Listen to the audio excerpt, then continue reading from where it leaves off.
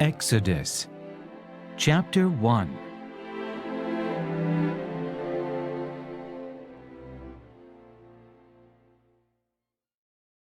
The Israelites oppressed. These are the names of the sons of Israel who went to Egypt with Jacob, each with his family: Reuben, Simeon, Levi, and Judah; Issachar, Zebulun, and Benjamin; Dan, and Naphtali; Gad, and Asher. The descendants of Jacob numbered 70 in all. Joseph was already in Egypt. Now Joseph and all his brothers and all that generation died, but the Israelites were fruitful and multiplied greatly and became exceedingly numerous, so that the land was filled with them. Then a new king who did not know about Joseph came to power in Egypt. "Look," he said to his people, "the Israelites have become much too numerous for us. Come, we must deal shrewdly with them, or they will become even more numerous, and if war breaks out, we'll join our enemies, fight against us, and leave the country." So they put slave masters over them to oppress them with forced labor, and they built Pithom and Ramses as store cities for Pharaoh. But the more they were oppressed, the more they multiplied and spread, so the Egyptians came to dread the Israelites and worked them ruthlessly. They made their lives bitter with hard labor in brick and mortar and with all kinds of work in the fields.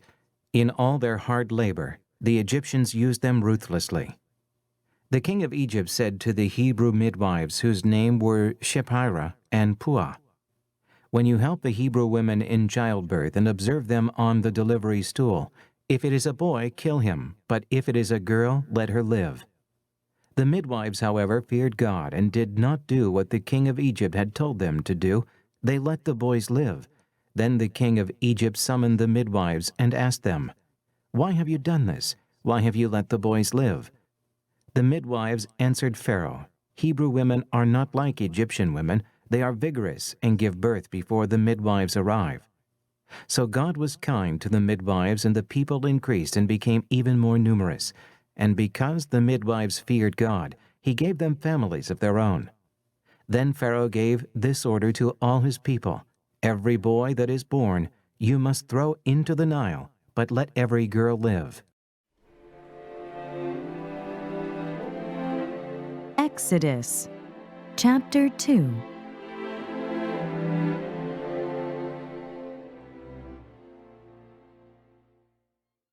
The birth of Moses. Now a man of the house of Levi married a Levite woman, and she became pregnant and gave birth to a son.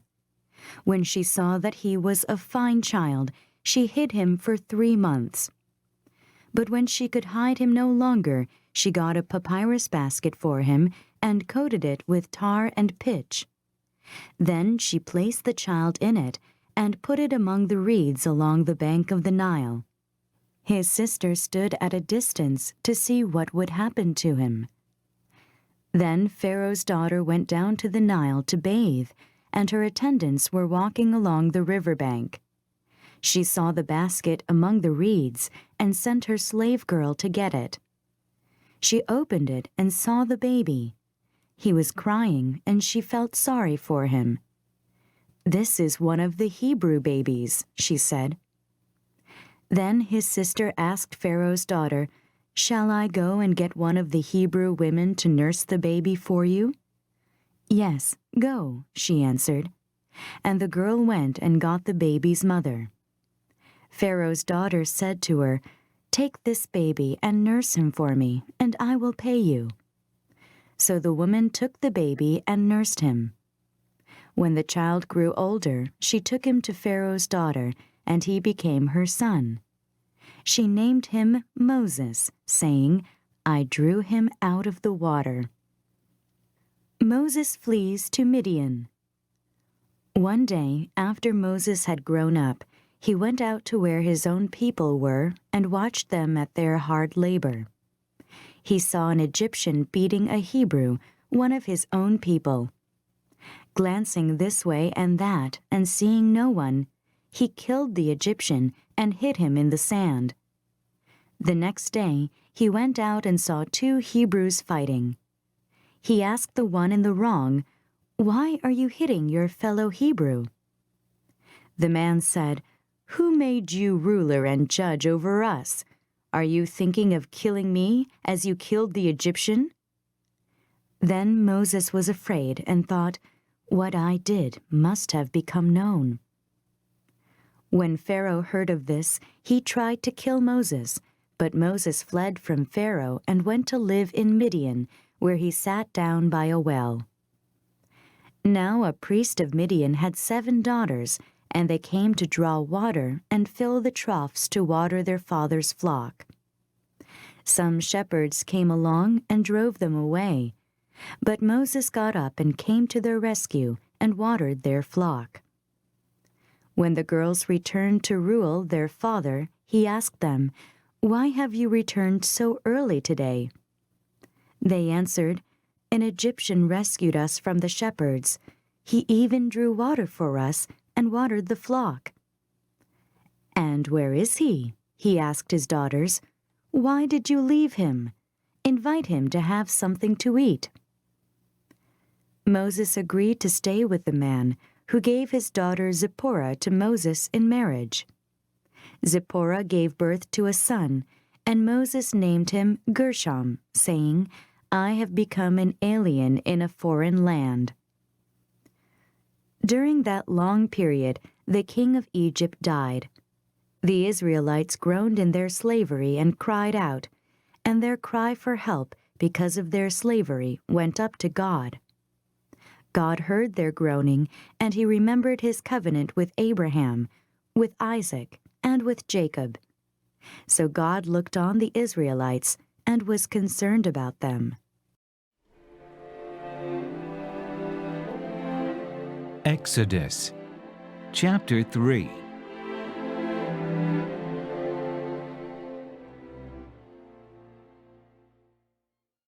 Moses and the burning bush.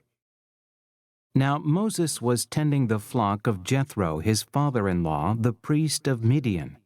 And he led the flock to the far side of the desert and came to Horeb, the mountain of God.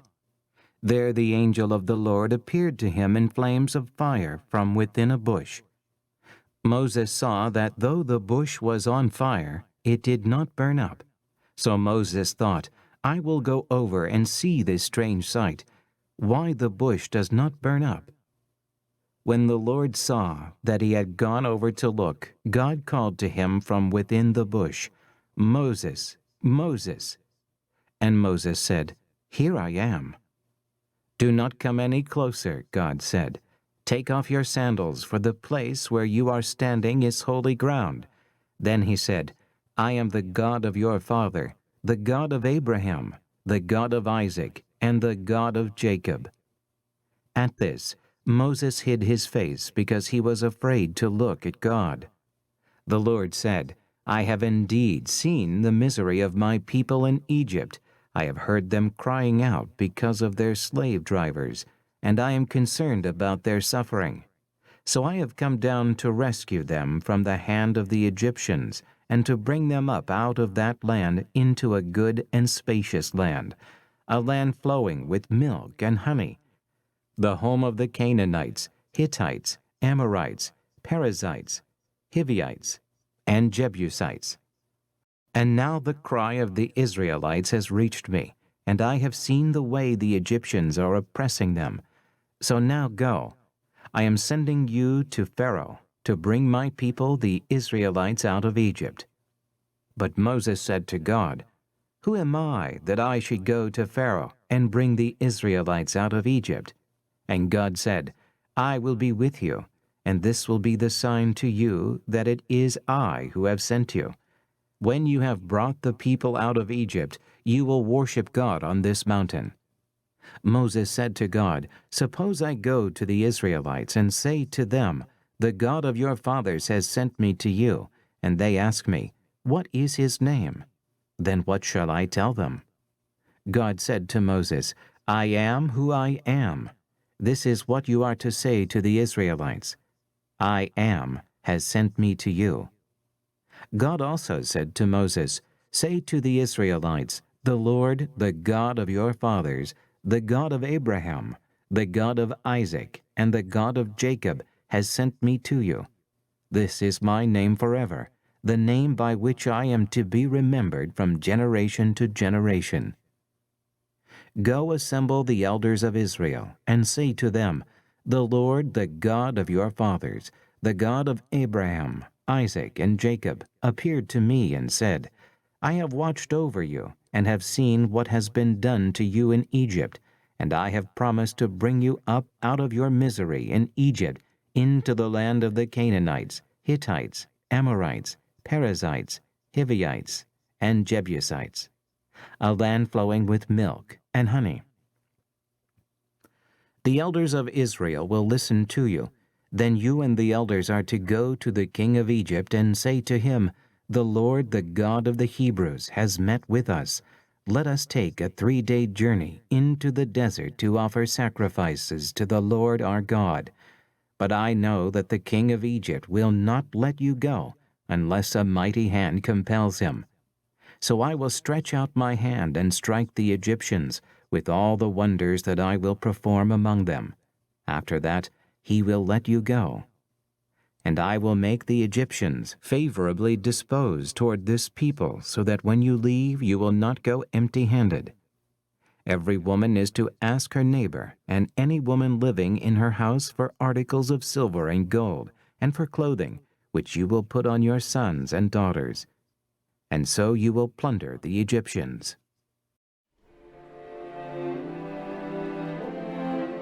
Exodus chapter 4.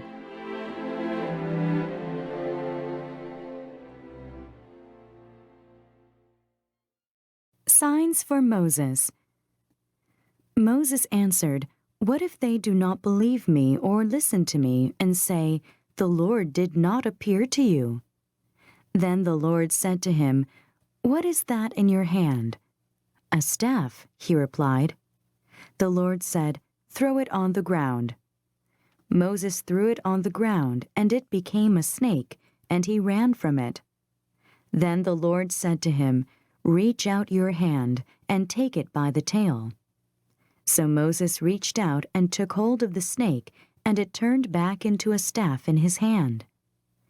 This, said the Lord, is so that they may believe that the Lord, the God of their fathers, the God of Abraham, the God of Isaac, and the God of Jacob, has appeared to you. Then the Lord said, Put your hand inside your cloak. So Moses put his hand into his cloak, and when he took it out, it was leprous like snow. Now put it back into your cloak, he said. So Moses put his hand back into his cloak, and when he took it out, it was restored like the rest of his flesh.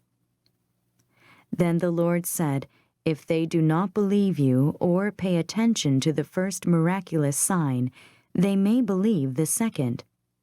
But if they do not believe these 2 signs or listen to you, take some water from the Nile and pour it on the dry ground. The water you take from the river will become blood on the ground. Moses said to the Lord, O Lord, I have never been eloquent, neither in the past nor since you have spoken to your servant. I am slow of speech and tongue. The Lord said to him, Who gave man his mouth? Who makes him deaf or mute? Who gives him sight or makes him blind? Is it not I, the Lord? Now go, I will help you speak and will teach you what to say. But Moses said, O Lord, please send someone else to do it. Then the Lord's anger burned against Moses, and he said, What about your brother, Aaron the Levite? I know he can speak well.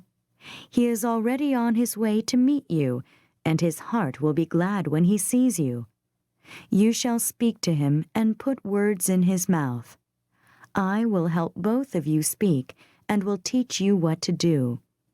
He will speak to the people for you, and it will be as if he were your mouth and as if you were God to him. But take this staff in your hand so you can perform miraculous signs with it. Moses returns to Egypt.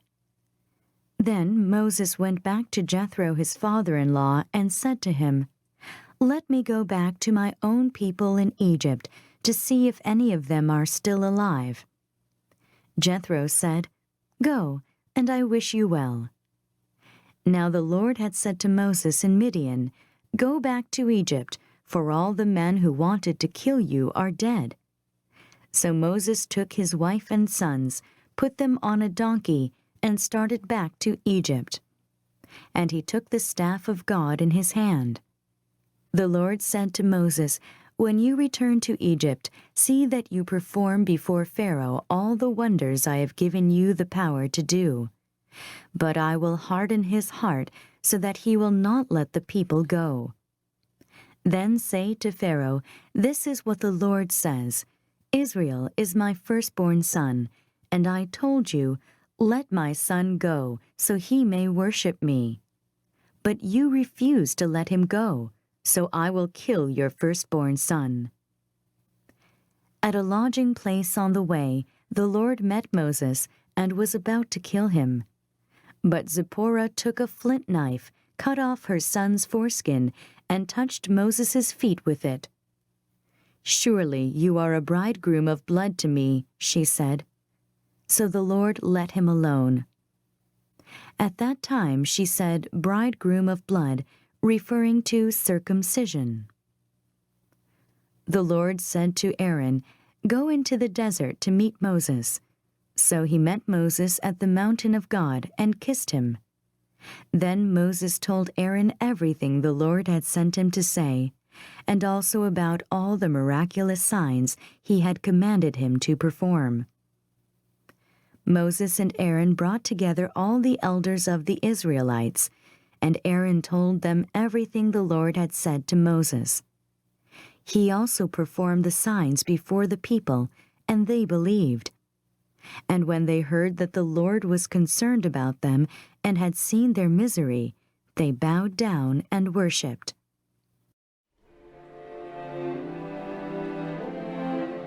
Exodus chapter 5.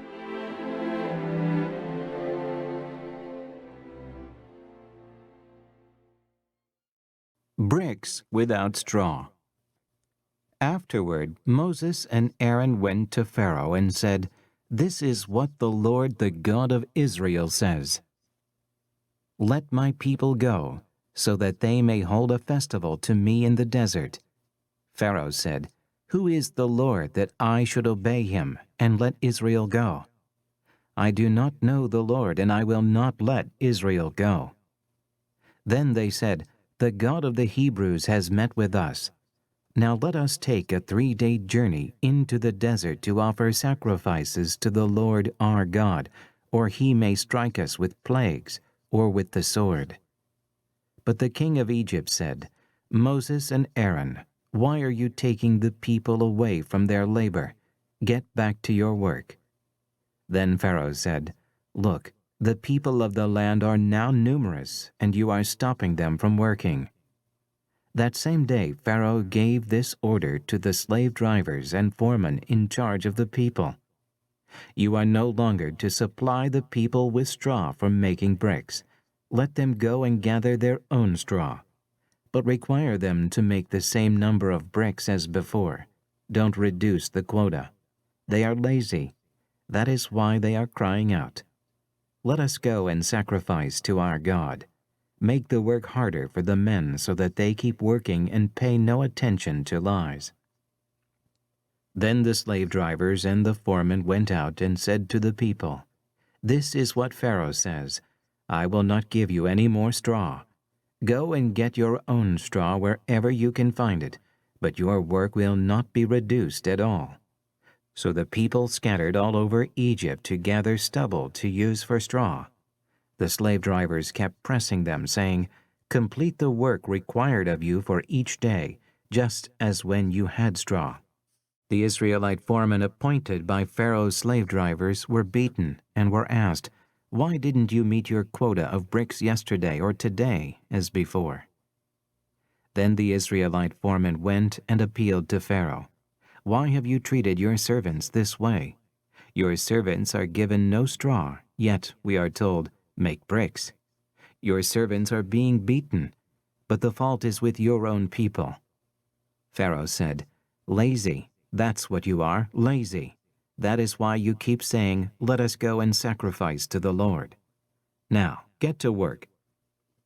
You will not be given any straw, yet you must produce your full quota of bricks." The Israelite foremen realized they were in trouble when they were told, "You are not to reduce the number of bricks required of you for each day." When they left Pharaoh, they found Moses and Aaron waiting to meet them, and they said, "May the Lord look upon you and judge you. You have made us a stench to Pharaoh and his officials, and have put a sword in their hand to kill us." God promises deliverance. Moses returned to the Lord and said, "O Lord, why have you brought trouble upon this people? Is this why you sent me?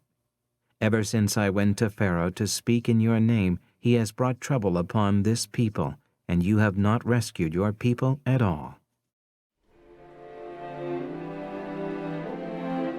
Exodus chapter 6.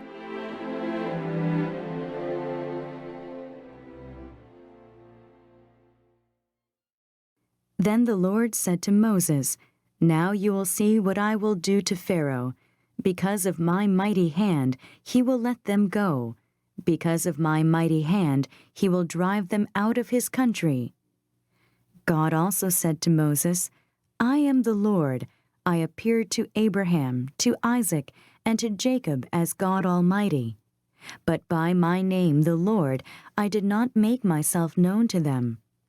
I also established my covenant with them to give them the land of Canaan, where they lived as aliens.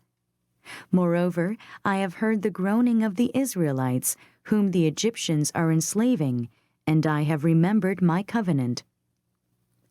Therefore, say to the Israelites, 'I am the Lord, and I will bring you out from under the yoke of the Egyptians. I will free you from being slaves to them, and I will redeem you with an outstretched arm and with mighty acts of judgment. I will take you as my own people, and I will be your God. Then you will know that I am the Lord your God, who brought you out from under the yoke of the Egyptians. And I will bring you to the land I swore with uplifted hand to give to Abraham, to Isaac, and to Jacob. I will give it to you as a possession. I am the Lord." Moses reported this to the Israelites, but they did not listen to him because of their discouragement and cruel bondage. Then the Lord said to Moses, "Go, tell Pharaoh, king of Egypt, to let the Israelites go out of his country." But Moses said to the Lord, "If the Israelites will not listen to me, why would Pharaoh listen to me, since I speak with faltering lips?" Family record of Moses and Aaron. Now the Lord spoke to Moses and Aaron about the Israelites and Pharaoh, king of Egypt, and he commanded them to bring the Israelites out of Egypt.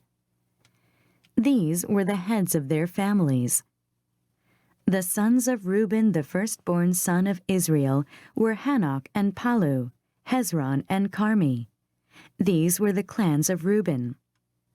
The sons of Simeon were Jemuel, Jamin, Ohad, Jachin, Zohar, and Shaul, the son of a Canaanite woman. These were the clans of Simeon. These were the names of the sons of Levi according to their records: Gershon, Kohath, and Merari.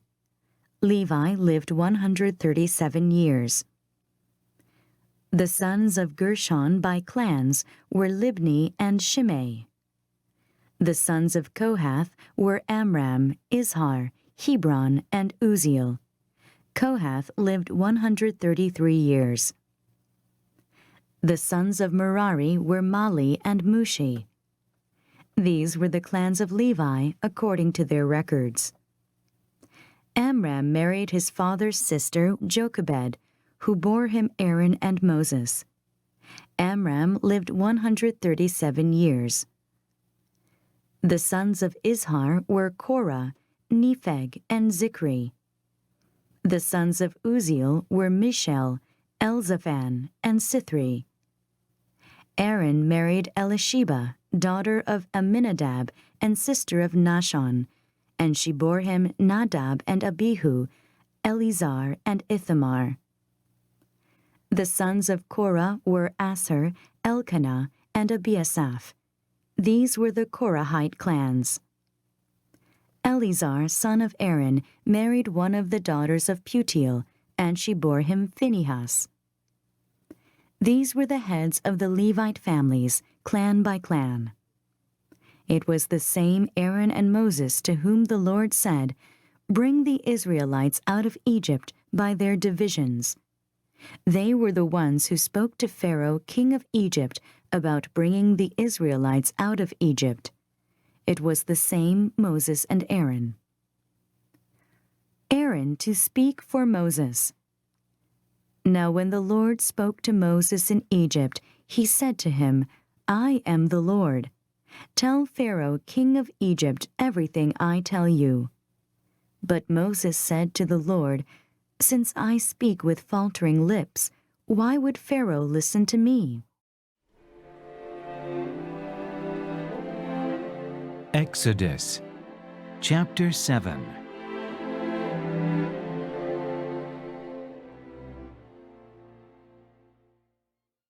Then the Lord said to Moses, "See, I have made you like God to Pharaoh, and your brother Aaron will be your prophet. You are to say everything I command you, and your brother Aaron is to tell Pharaoh to let the Israelites go out of his country. But I will harden Pharaoh's heart, and though I multiply my miraculous signs and wonders in Egypt, he will not listen to you. Then I will lay my hand on Egypt, and with mighty acts of judgment I will bring out my divisions, my people, the Israelites. And the Egyptians will know that I am the Lord, when I stretch out my hand against Egypt and bring the Israelites out of it." Moses and Aaron did just as the Lord commanded them. Moses was 80 years old and Aaron 83 when they spoke to Pharaoh. Aaron's staff becomes a snake. The Lord said to Moses and Aaron, "When Pharaoh says to you, 'Perform a miracle,' then say to Aaron, 'Take your staff and throw it down before Pharaoh, and it will become a snake.'" So Moses and Aaron went to Pharaoh and did just as the Lord commanded. Aaron threw his staff down in front of Pharaoh and his officials, and it became a snake. Pharaoh then summoned wise men and sorcerers, and the Egyptian magicians also did the same things by their secret arts. Each one threw down his staff, and it became a snake.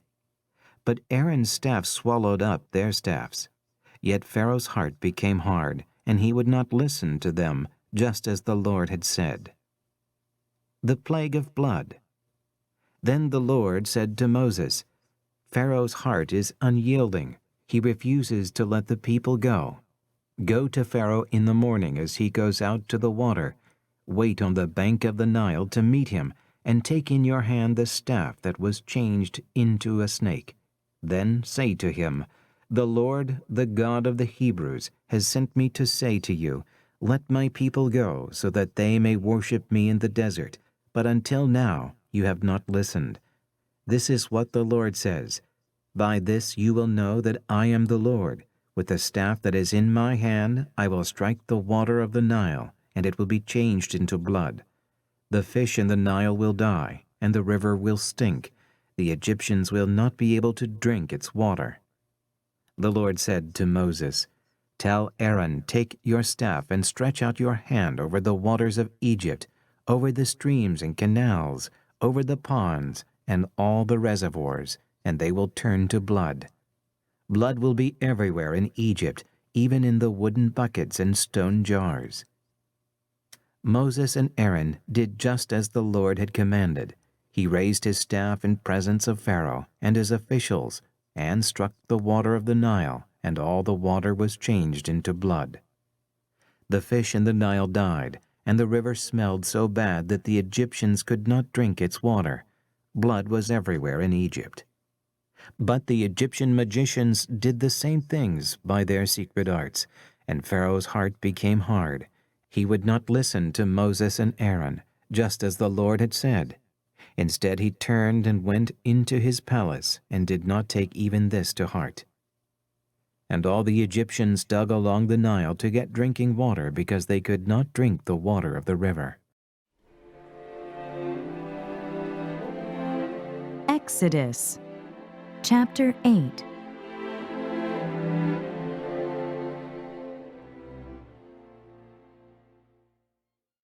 The Plague of Frogs. 7 days passed after the Lord struck the Nile. Then the Lord said to Moses, "Go to Pharaoh and say to him, 'This is what the Lord says. Let my people go, so that they may worship me. If you refuse to let them go, I will plague your whole country with frogs. The Nile will teem with frogs. They will come up into your palace and your bedroom and onto your bed, into the houses of your officials and on your people, and into your ovens and kneading troughs. The frogs will go up on you and your people and all your officials." Then the Lord said to Moses, "Tell Aaron, stretch out your hand with your staff over the streams and canals and ponds, and make frogs come up on the land of Egypt." So Aaron stretched out his hand over the waters of Egypt, and the frogs came up and covered the land. But the magicians did the same things by their secret arts. They also made frogs come up on the land of Egypt. Pharaoh summoned Moses and Aaron and said, "Pray to the Lord to take the frogs away from me and my people, and I will let your people go to offer sacrifices to the Lord." Moses said to Pharaoh, "I leave to you the honor of setting the time for me to pray for you and your officials and your people, that you and your houses may be rid of the frogs, except for those that remain in the Nile." "Tomorrow," Pharaoh said. Moses replied, "It will be as you say, so that you may know there is no one like the Lord our God. The frogs will leave you and your houses, your officials and your people. They will remain only in the Nile." After Moses and Aaron left Pharaoh, Moses cried out to the Lord about the frogs he had brought on Pharaoh. And the Lord did what Moses asked. The frogs died in the houses, in the courtyards, and in the fields. They were piled into heaps, and the land reeked of them. But when Pharaoh saw that there was relief, he hardened his heart and would not listen to Moses and Aaron, just as the Lord had said. The Plague of Gnats. Then the Lord said to Moses, "Tell Aaron, stretch out your staff and strike the dust of the ground, and throughout the land of Egypt the dust will become gnats." They did this, and when Aaron stretched out his hand with the staff and struck the dust of the ground, gnats came upon men and animals. All the dust throughout the land of Egypt became gnats. But when the magicians tried to produce gnats by their secret arts, they could not, and the gnats were on men and animals. The magicians said to Pharaoh, "This is the finger of God." But Pharaoh's heart was hard, and he would not listen, just as the Lord had said. The Plague of Flies. Then the Lord said to Moses, "Get up early in the morning and confront Pharaoh as he goes to the water, and say to him, 'This is what the Lord says, let my people go, so that they may worship me. If you do not let my people go, I will send swarms of flies on you and your officials, on your people and into your houses. The houses of the Egyptians will be full of flies, and even the ground where they are. But on that day I will deal differently with the land of Goshen, where my people live. No swarms of flies will be there, so that you will know that I, the Lord, am in this land. I will make a distinction between my people and your people. This miraculous sign will occur tomorrow." And the Lord did this. Dense swarms of flies poured into Pharaoh's palace and into the houses of his officials and throughout Egypt the land was ruined by the flies. Then Pharaoh summoned Moses and Aaron and said, "Go, sacrifice to your God here in the land." But Moses said, "That would not be right. The sacrifices we offer the Lord our God would be detestable to the Egyptians. And if we offer sacrifices that are detestable in their eyes, will they not stone us? We must take a 3-day journey into the desert to offer sacrifices to the Lord our God, as he commands us." Pharaoh said, "I will let you go to offer sacrifices to the Lord your God in the desert, but you must not go very far. Now pray for me." Moses answered, "As soon as I leave you, I will pray to the Lord, and tomorrow the flies will leave Pharaoh and his officials and his people. Only be sure that Pharaoh does not act deceitfully again by not letting the people go to offer sacrifices to the Lord." Then Moses left Pharaoh and prayed to the Lord, and the Lord did what Moses asked. The flies left Pharaoh and his officials and his people. Not a fly remained. But this time also Pharaoh hardened his heart and would not let the people go.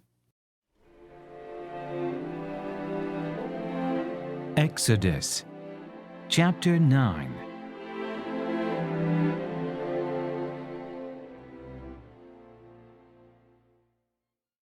The plague on livestock. Then the Lord said to Moses, "Go to Pharaoh and say to him, 'This is what the Lord, the God of the Hebrews, says. Let my people go, so that they may worship me. If you refuse to let them go and continue to hold them back, the hand of the Lord will bring a terrible plague on your livestock in the field, on your horses and donkeys and camels, and on your cattle and sheep and goats. But the Lord will make a distinction between the livestock of Israel and that of Egypt, so that no animal belonging to the Israelites will die.' The Lord set a time and said, 'Tomorrow the Lord will do this in the land.' And the next day the Lord did it. All the livestock of the Egyptians died, but not one animal belonging to the Israelites died. Pharaoh sent men to investigate and found that not even one of the animals of the Israelites had died. Yet his heart was unyielding, and he would not let the people go. The plague of boils. Then the Lord said to Moses and Aaron, "Take handfuls of soot from a furnace and have Moses toss it into the air in the presence of Pharaoh. It will become fine dust over the whole land of Egypt, and festering boils will break out on men and animals throughout the land." So they took soot from a furnace and stood before Pharaoh. Moses tossed it into the air, and festering boils broke out on men and animals. The magicians could not stand before Moses because of the boils that were on them and on all the Egyptians. But the Lord hardened Pharaoh's heart, and he would not listen to Moses and Aaron, just as the Lord had said to Moses. The plague of hail. Then the Lord said to Moses, "Get up early in the morning, confront Pharaoh, and say to him, 'This is what the Lord, the God of the Hebrews, says. Let my people go, so that they may worship me, or this time I will send the full force of my plagues against you and against your officials and your people, so you may know that there is no one like me in all the earth. For by now I could have stretched out my hand and struck you and your people with a plague that would have wiped you off the earth. But I have raised you up for this very purpose, that I might show you my power, and that my name might be proclaimed in all the earth. You still set yourself against my people, and will not let them go. Therefore, at this time tomorrow, I will send the worst hailstorm that has ever fallen on Egypt from the day it was founded till now. Give an order now to bring your livestock and everything you have in the field to a place of shelter, because the hail will fall on every man and animal that has not been brought in and is still out in the field, and they will die." Those officials of Pharaoh who feared the word of the Lord hurried to bring their slaves and their livestock inside. But those who ignored the word of the Lord left their slaves and livestock in the field. Then the Lord said to Moses, "Stretch out your hand toward the sky so that hail will fall all over Egypt, on men and animals, and on everything growing in the fields of Egypt." When Moses stretched out his staff toward the sky, the Lord sent thunder and hail, and lightning flashed down to the ground. So the Lord rained hail on the land of Egypt. Hail fell, and lightning flashed back and forth. It was the worst storm in all the land of Egypt since it had become a nation. Throughout Egypt hail struck everything in the fields, both men and animals. It beat down everything growing in the fields and stripped every tree. The only place it did not hail was the land of Goshen, where the Israelites were. Then Pharaoh summoned Moses and Aaron. "This time I have sinned," he said to them. "The Lord is in the right, and I and my people are in the wrong. Pray to the Lord, for we have had enough thunder and hail. I will let you go. You don't have to stay any longer." Moses replied, "When I have gone out of the city, I will spread out my hands in prayer to the Lord. The thunder will stop and there will be no more hail, so you may know that the earth is the Lord's. But I know that you and your officials still do not fear the Lord God." The flax and barley were destroyed, since the barley had headed and the flax was in bloom. The wheat and spelt, however, were not destroyed because they ripened later. Then Moses left Pharaoh and went out of the city. He spread out his hands toward the Lord. The thunder and hail stopped, and the rain no longer poured down on the land. When Pharaoh saw that the rain and hail and thunder had stopped, he sinned again. He and his officials hardened their hearts, so Pharaoh's heart was hard, and he would not let the Israelites go, just as the Lord had said through Moses. Exodus chapter 10.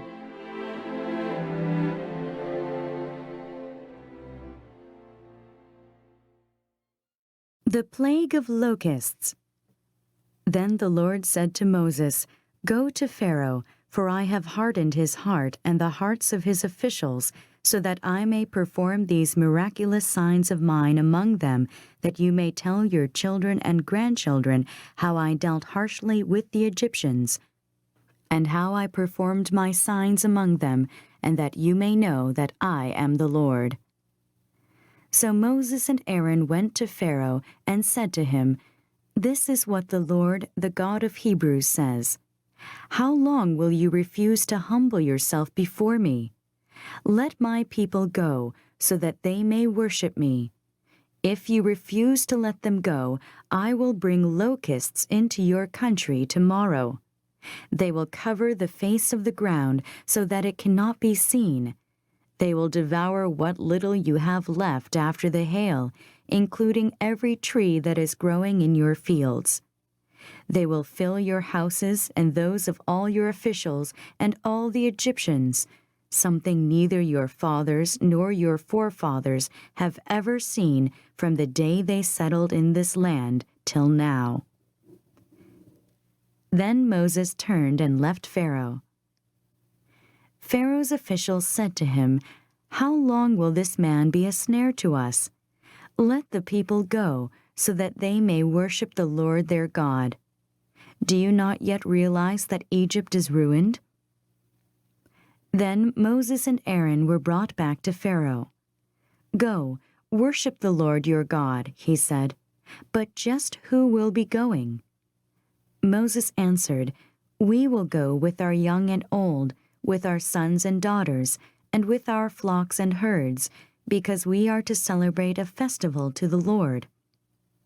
Pharaoh said, "The Lord be with you. If I let you go along with your women and children, clearly you are bent on evil. No, have only the men go and worship the Lord, since that's what you have been asking for." Then Moses and Aaron were driven out of Pharaoh's presence. And the Lord said to Moses, Stretch out your hand over Egypt so that locusts will swarm over the land and devour everything growing in the fields, everything left by the hail." So Moses stretched out his staff over Egypt, and the Lord made an east wind blow across the land all that day and all that night. By morning the wind had brought the locusts.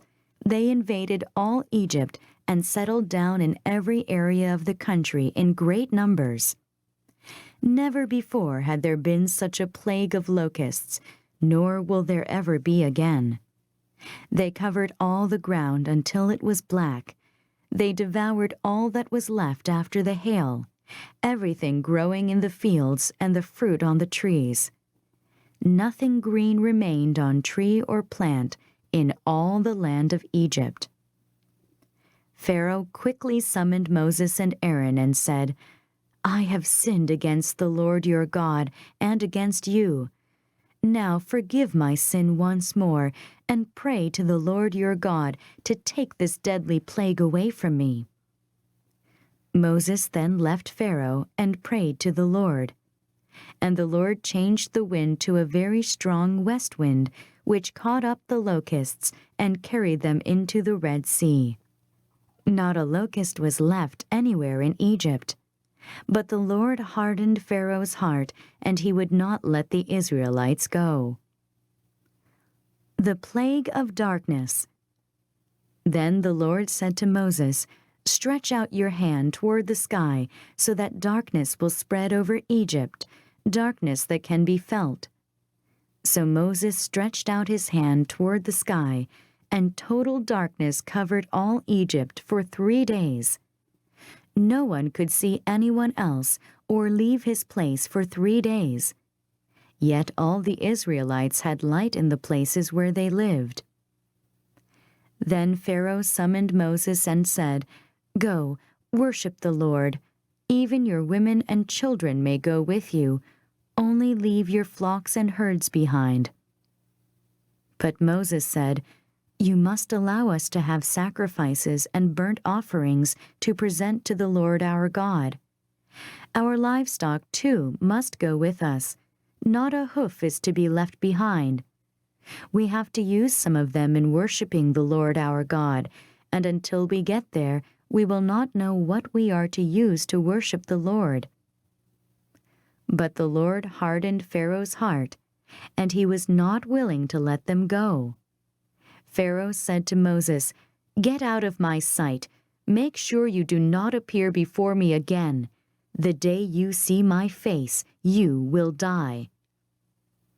"Just as you say," Moses replied. "I will never appear before you again." Exodus chapter 11.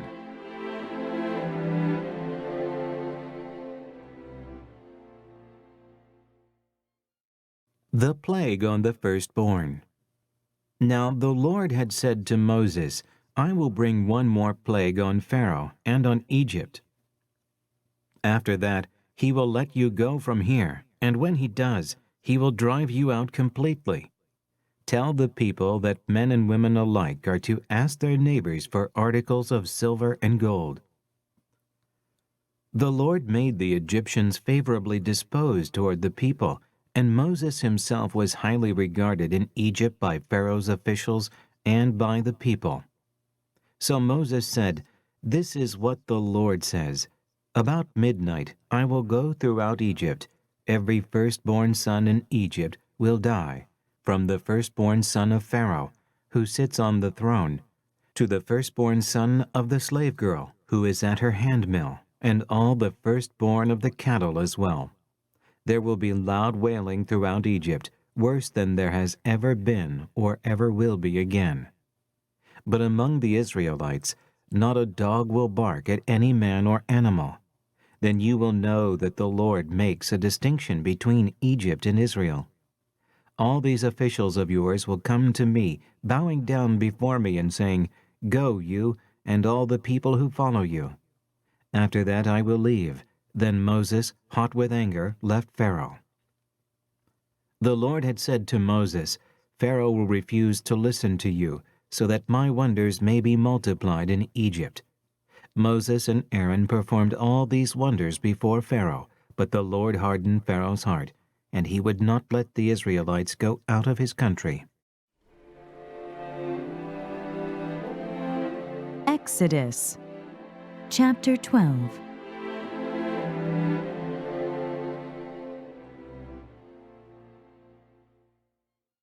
The Passover. The Lord said to Moses and Aaron in Egypt, "This month is to be for you the first month of your year. Tell the whole community of Israel that on the 10th day of this month, each man is to take a lamb for his family, one for each household. If any household is too small for a whole lamb, they must share one with their nearest neighbor, having taken into account the number of people there are. You are to determine the amount of lamb needed in accordance with what each person will eat. The animals you choose must be year-old males without defect, and you may take them from the sheep or the goats. Take care of them until the 14th day of the month, when all the people of the community of Israel must slaughter them at twilight. Then they are to take some of the blood and put it on the sides and tops of the door frames of the houses where they eat the lambs. That same night they are to eat the meat roasted over the fire, along with bitter herbs and bread made without yeast. Do not eat the meat raw or cooked in water, but roast it over the fire, head, legs, and inner parts. Do not leave any of it till morning. If some is left till morning, you must burn it. This is how you are to eat it: with your cloak tucked into your belt, your sandals on your feet, and your staff in your hand. Eat it in haste. It is the Lord's Passover. On that same night I will pass through Egypt and strike down every firstborn, both men and animals, and I will bring judgment on all the gods of Egypt. I am the Lord. The blood will be a sign for you on the houses where you are, and when I see the blood, I will pass over you. No destructive plague will touch you when I strike Egypt. This is a day you are to commemorate. For the generations to come you shall celebrate it as a festival to the Lord, a lasting ordinance. For 7 days you are to eat bread made without yeast. On the first day remove the yeast from your houses, for whoever eats anything with yeast in it from the first day through the 7th must be cut off from Israel. On the first day hold a sacred assembly, and another one on the 7th day. Do no work at all on these days except to prepare food for everyone to eat. That is all you may do. Celebrate the Feast of Unleavened Bread, because it was on this very day that I brought your divisions out of Egypt. Celebrate this day as a lasting ordinance for the generations to come. In the first month you are to eat bread made without yeast, from the evening of the 14th day until the evening of the 21st day. For 7 days no yeast is to be found in your houses, and whoever eats anything with yeast in it must be cut off from the community of Israel, whether he is an alien or native-born. Eat nothing made with yeast. Wherever you live, you must eat unleavened bread. Then Moses summoned all the elders of Israel and said to them, Go at once and select the animals for your families and slaughter the Passover lamb. Take a bunch of hyssop, dip it into the blood in the basin, and put some of the blood on the top and on both sides of the doorframe. Not one of you shall go out the door of his house until morning. When the Lord goes through the land to strike down the Egyptians, he will see the blood on the top and sides of the doorframe and will pass over that doorway, and he will not permit the destroyer to enter your houses and strike you down. Obey these instructions as a lasting ordinance for you and your descendants. When you enter the land that the Lord will give you as He promised, observe this ceremony. And when your children ask you, "What does this ceremony mean to you?" then tell them, "It is the Passover sacrifice to the Lord, who passed over the houses of the Israelites in Egypt and spared our homes when He struck down the Egyptians." Then the people bowed down and worshipped. The Israelites did just what the Lord commanded Moses and Aaron.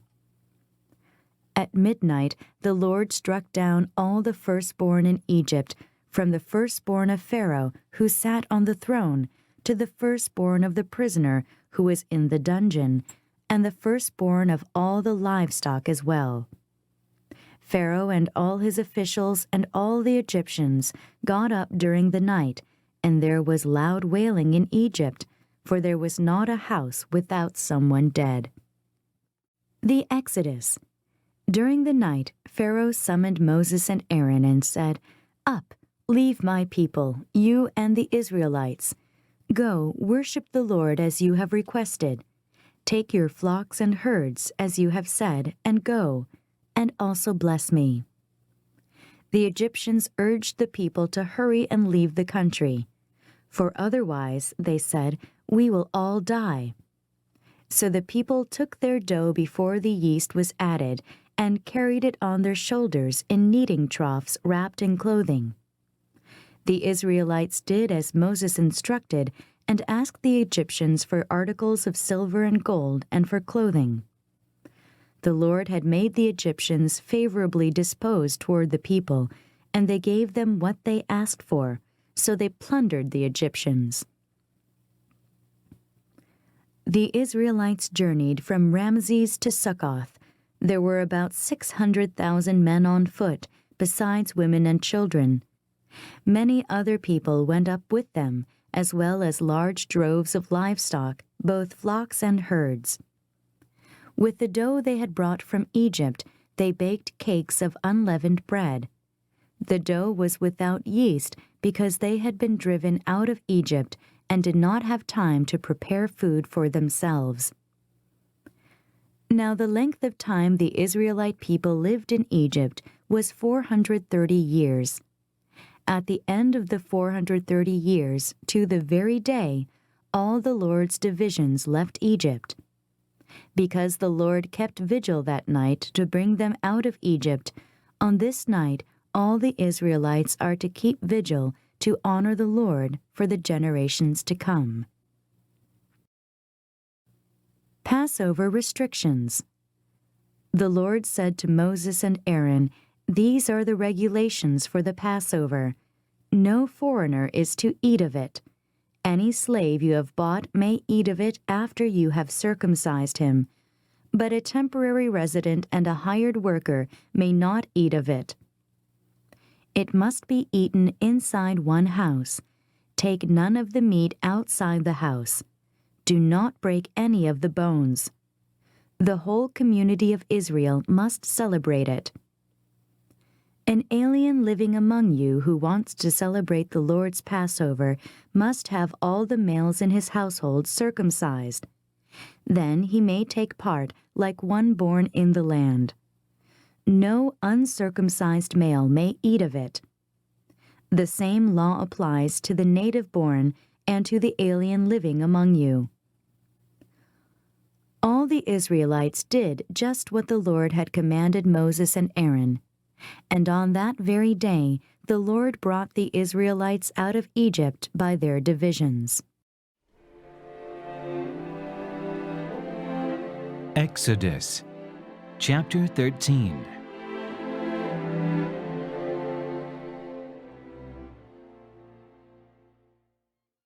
Consecration of the Firstborn.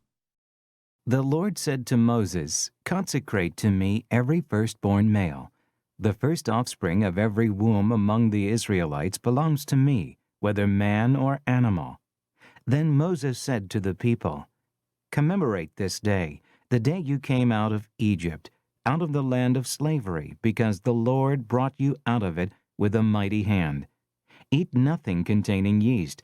Today, in the month of Abib, you are leaving. When the Lord brings you into the land of the Canaanites, Hittites, Amorites, Hivites, and Jebusites, the land he swore to your forefathers to give you, a land flowing with milk and honey, you are to observe this ceremony in this month.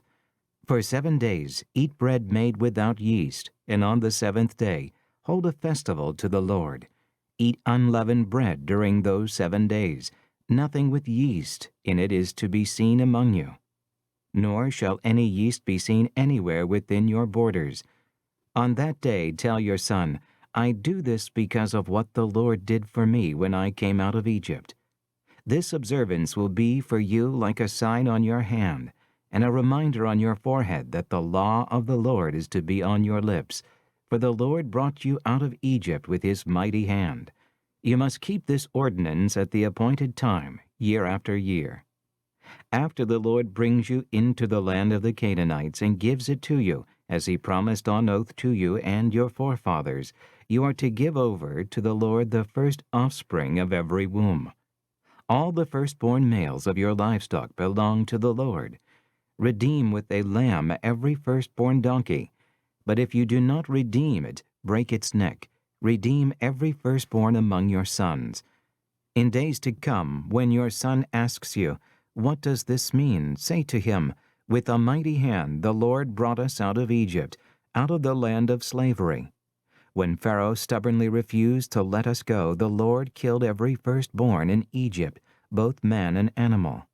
This is why I sacrifice to the Lord the first male offspring of every womb, and redeem each of my firstborn sons, and it will be like a sign on your hand, and a symbol on your forehead, that the Lord brought us out of Egypt with his mighty hand. Crossing the sea. When Pharaoh let the people go, God did not lead them on the road through the Philistine country, though that was shorter. For God said, if they face war, they might change their minds and return to Egypt. So God led the people around by the desert road toward the Red Sea. The Israelites went up out of Egypt, armed for battle. Moses took the bones of Joseph with him because Joseph had made the sons of Israel swear an oath. He had said, God will surely come to your aid, and then you must carry my bones up with you from this place. After leaving Sukkoth, they camped at Etham on the edge of the desert. By day the Lord went ahead of them in a pillar of cloud to guide them on their way, and by night in a pillar of fire to give them light, so they could travel by day or night. Neither the pillar of cloud by day nor the pillar of fire by night left its place in front of the people. Exodus chapter 14.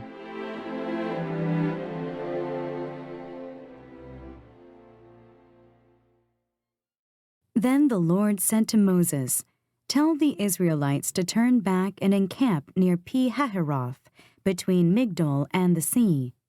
They are to encamp by the sea, directly opposite Baal-zephon. Pharaoh will think the Israelites are wandering around the land in confusion, hemmed in by the desert. And I will harden Pharaoh's heart, and he will pursue them. But I will gain glory for myself through Pharaoh and all his army, and the Egyptians will know that I am the Lord. So the Israelites did this. When the king of Egypt was told that the people had fled, Pharaoh and his officials changed their minds about them and said, What have we done? We have let the Israelites go and have lost their services. So he had his chariot made ready and took his army with him. He took 600 of the best chariots, along with all the other chariots of Egypt, with officers over all of them. The Lord hardened the heart of Pharaoh, king of Egypt, so that he pursued the Israelites, who were marching out boldly. The Egyptians, all Pharaoh's horses and chariots, horsemen and troops, pursued the Israelites and overtook them as they camped by the sea near Pi-hahiroth, opposite Baal-zephon. As Pharaoh approached, the Israelites looked up, and there were the Egyptians marching after them. They were terrified and cried out to the Lord. They said to Moses, "Was it because there were no graves in Egypt that you brought us to the desert to die? What have you done to us by bringing us out of Egypt? Didn't we say to you in Egypt, 'Leave us alone, let us serve the Egyptians'? It would have been better for us to serve the Egyptians than to die in the desert." Moses answered the people, "Do not be afraid.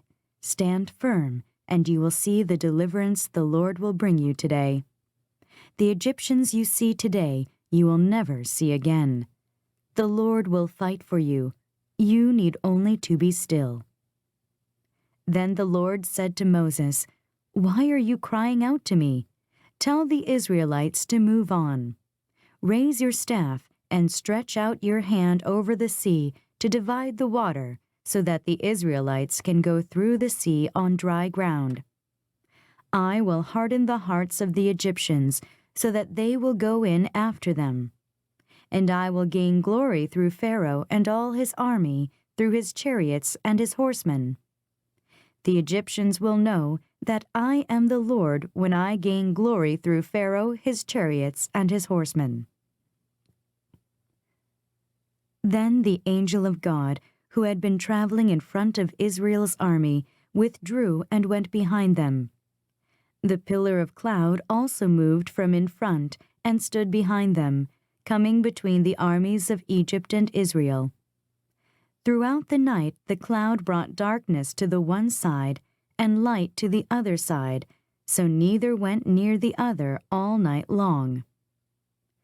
Then Moses stretched out his hand over the sea, and all that night the Lord drove the sea back with a strong east wind and turned it into dry land. The waters were divided, and the Israelites went through the sea on dry ground, with a wall of water on their right and on their left. The Egyptians pursued them, and all Pharaoh's horses and chariots and horsemen followed them into the sea. During the last watch of the night, the Lord looked down from the pillar of fire and cloud at the Egyptian army and threw it into confusion. He made the wheels of their chariots come off, so that they had difficulty driving. And the Egyptians said, "Let's get away from the Israelites. The Lord is fighting for them against Egypt." Then the Lord said to Moses, "Stretch out your hand over the sea, so that the waters may flow back over the Egyptians and their chariots and horsemen." Moses stretched out his hand over the sea, and at daybreak the sea went back to its place. The Egyptians were fleeing toward it, and the Lord swept them into the sea. The water flowed back and covered the chariots and horsemen, the entire army of Pharaoh that had followed the Israelites into the sea. Not one of them survived. But the Israelites went through the sea on dry ground, with a wall of water on their right and on their left. That day the Lord saved Israel from the hands of the Egyptians, and Israel saw the Egyptians lying dead on the shore. And when the Israelites saw the great power the Lord displayed against the Egyptians, the people feared the Lord and put their trust in him and in Moses, his servant. Exodus, chapter 15.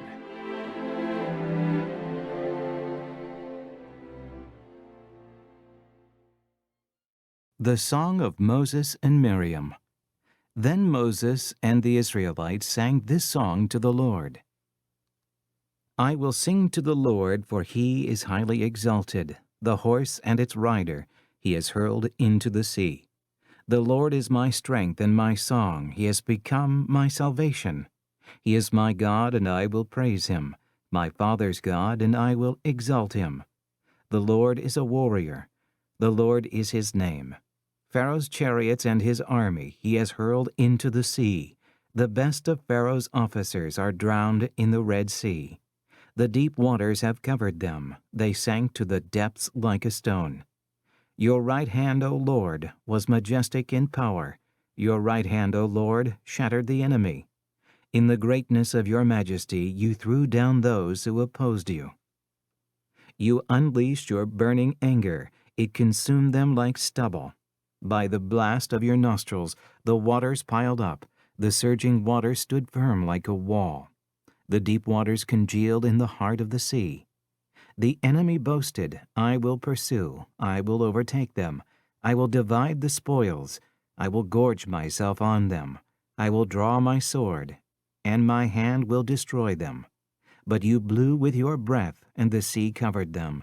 They sank like lead in the mighty waters. Who among the gods is like you, O Lord? Who is like you, majestic in holiness, awesome in glory, working wonders? You stretched out your right hand, and the earth swallowed them. In your unfailing love you will lead the people you have redeemed. In your strength you will guide them to your holy dwelling. The nations will hear and tremble.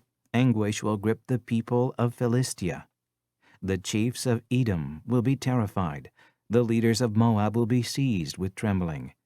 The people of Canaan will melt away. Terror and dread will fall upon them. By the power of your arm they will be as still as a stone, until your people pass by, O Lord, until the people you bought pass by. You will bring them in and plant them on the mountain of your inheritance, the place, O Lord, you made for your dwelling, the sanctuary, O Lord, your hands established. The Lord will reign forever and ever. When Pharaoh's horses, chariots, and horsemen went into the sea, the Lord brought the waters of the sea back over them, but the Israelites walked through the sea on dry ground. Then Miriam, the prophetess, Aaron's sister, took a tambourine in her hand, and all the women followed her with tambourines and dancing. Miriam sang to them, Sing to the Lord, for he is highly exalted. The horse and its rider he has hurled into the sea. The waters of Marah and Elim. Then Moses led Israel from the Red Sea, and they went into the desert of Shur. For 3 days they traveled in the desert without finding water. When they came to Marah, they could not drink its water because it was bitter. That is why the place is called Marah. So the people grumbled against Moses, saying, What are we to drink? Then Moses cried out to the Lord, and the Lord showed him a piece of wood. He threw it into the water, and the water became sweet. There the Lord made a decree and a law for them, and there he tested them. He said, If you listen carefully to the voice of the Lord your God, and do what is right in his eyes, if you pay attention to his commands and keep all his decrees, I will not bring on you any of the diseases I brought on the Egyptians, for I am the Lord who heals you. Then they came to Elim, where there were 12 springs and 70 palm trees, and they camped there near the water.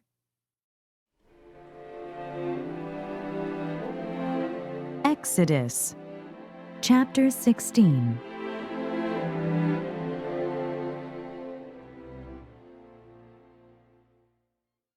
Manna and quail. The whole Israelite community set out from Elim and came to the desert of Sin, which is between Elim and Sinai, on the 15th day of the 2nd month after they had come out of Egypt. In the desert, the whole community grumbled against Moses and Aaron. The Israelites said to them, If only we had died by the Lord's hand in Egypt. There we sat around pots of meat and ate all the food we wanted, but you have brought us out into this desert to starve this entire assembly to death. Then the Lord said to Moses, I will rain down bread from heaven for you. The people are to go out each day and gather enough for that day. In this way I will test them and see whether they will follow my instructions. On the 6th day they are to prepare what they bring in, and that is to be twice as much as they gather on the other days. So Moses and Aaron said to all the Israelites, In the evening you will know that it was the Lord who brought you out of Egypt, and in the morning you will see the glory of the Lord, because he has heard your grumbling against him. Who are we that you should grumble against us?" Moses also said, "You will know that it was the Lord when he gives you meat to eat in the evening and all the bread you want in the morning, because he has heard your grumbling against him. Who are we?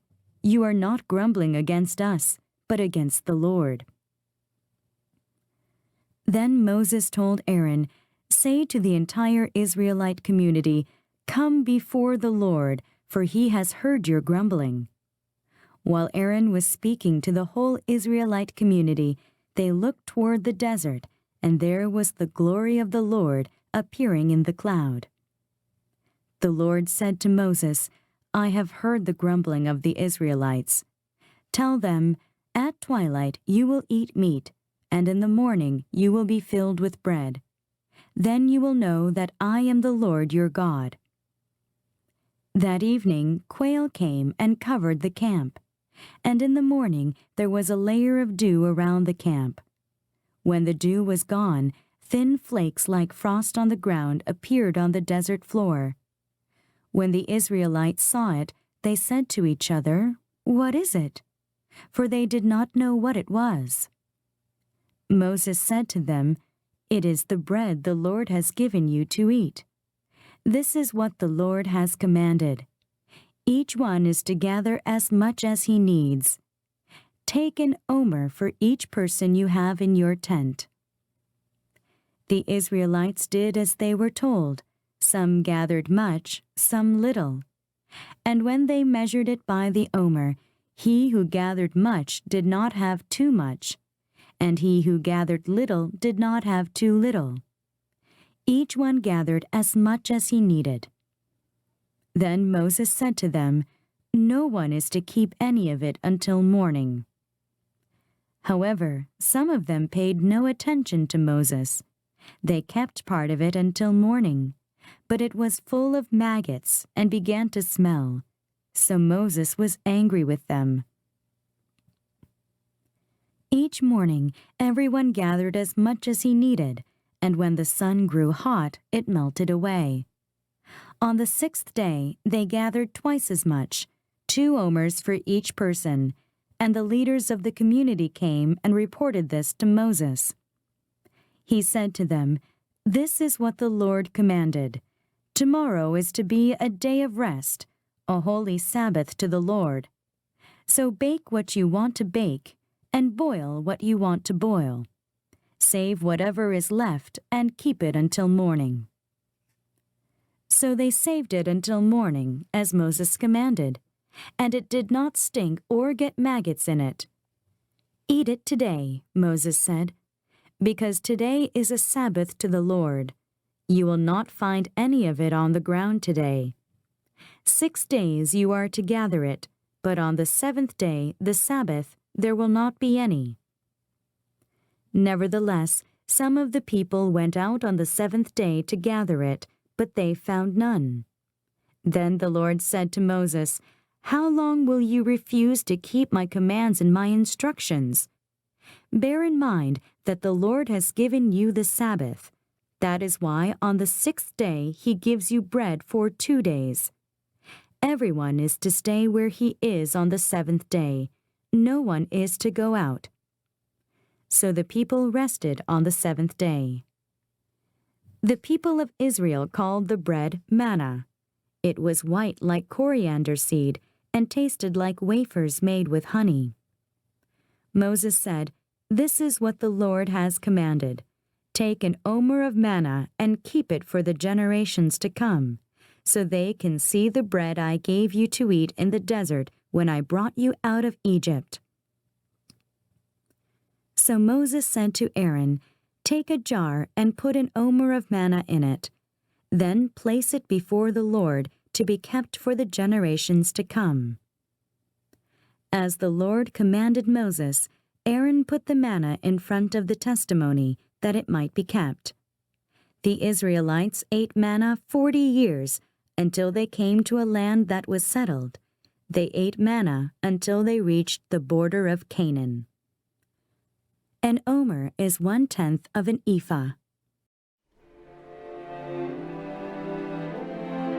Exodus, chapter 17.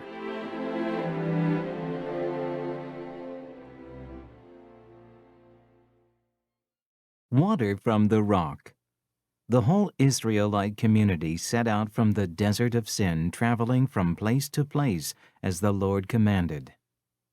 They camped at Rephidim, but there was no water for the people to drink, so they quarreled with Moses and said, "Give us water to drink." Moses replied, "Why do you quarrel with me? Why do you put the Lord to the test?" But the people were thirsty for water there, and they grumbled against Moses. They said, "Why did you bring us up out of Egypt to make us and our children and livestock die of thirst?" Then Moses cried out to the Lord, "What am I to do with these people? They are almost ready to stone me." The Lord answered Moses, "Walk on ahead of the people. Take with you some of the elders of Israel, and take in your hand the staff with which you struck the Nile, and go. I will stand there before you by the rock at Horeb. Strike the rock, and water will come out of it for the people to drink." So Moses did this in the sight of the elders of Israel, and he called the place Massah and Meribah, because the Israelites quarreled and because they tested the Lord, saying, "Is the Lord among us or not?" The Amalekites defeated. The Amalekites came and attacked the Israelites at Rephidim. Moses said to Joshua, "Choose some of our men and go out to fight the Amalekites. Tomorrow I will stand on top of the hill with the staff of God in my hands." So Joshua fought the Amalekites as Moses had ordered, and Moses, Aaron, and Hur went to the top of the hill. As long as Moses held up his hands, the Israelites were winning, but whenever he lowered his hands, the Amalekites were winning. When Moses' hands grew tired, they took a stone and put it under him, and he sat on it. Aaron and Hur held his hands up, one on one side, one on the other, so that his hands remained steady till sunset. So Joshua overcame the Amalekite army with the sword. Then the Lord said to Moses, "Write this on a scroll as something to be remembered, and make sure that Joshua hears it, because I will completely blot out the memory of Amalek from under heaven." Moses built an altar and called it, "The Lord is my banner." He said, "For hands were lifted up to the throne of the Lord. The Lord will be at war against the Amalekites from generation to generation." Exodus, chapter 18.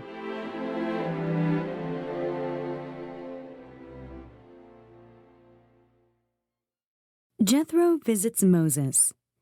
Now Jethro, the priest of Midian and father-in-law of Moses, heard of everything God had done for Moses and for his people Israel, and how the Lord had brought Israel out of Egypt. After Moses had sent away his wife Zipporah, his father-in-law Jethro received her and her 2 sons. One son was named Gershom, for Moses said, "I have become an alien in a foreign land." And the other was named Eliezer, for he said, "My father's God was my helper. He saved me from the sword of Pharaoh."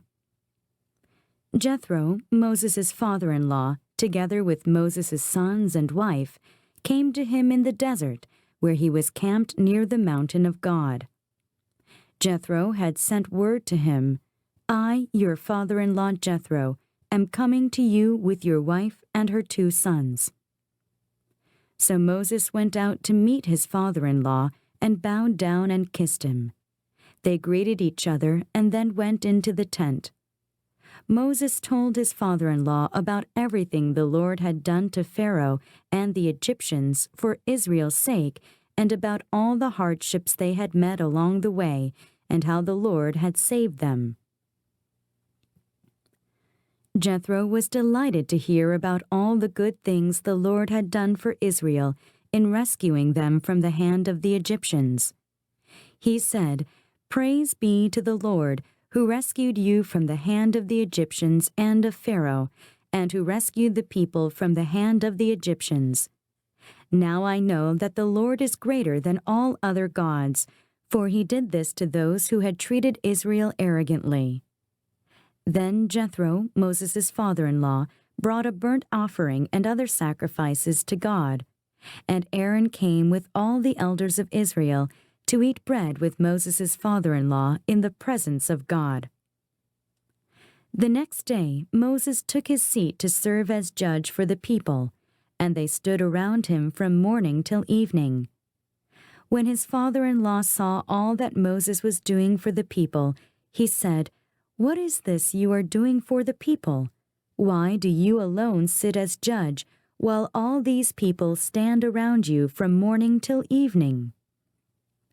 Moses answered him, "Because the people come to me to seek God's will. Whenever they have a dispute, it is brought to me, and I decide between the parties and inform them of God's decrees and laws." Moses' father-in-law replied, "What you are doing is not good. You and these people who come to you will only wear yourselves out. The work is too heavy for you. You cannot handle it alone. Listen now to me, and I will give you some advice, and may God be with you. You must be the people's representative before God and bring their disputes to Him. Teach them the decrees and laws, and show them the way to live and the duties they are to perform. But select capable men from all the people, men who fear God, trustworthy men who hate dishonest gain, and appoint them as officials over thousands, hundreds, fifties, and tens. Have them serve as judges for the people at all times, but have them bring every difficult case to you. The simple cases they can decide themselves.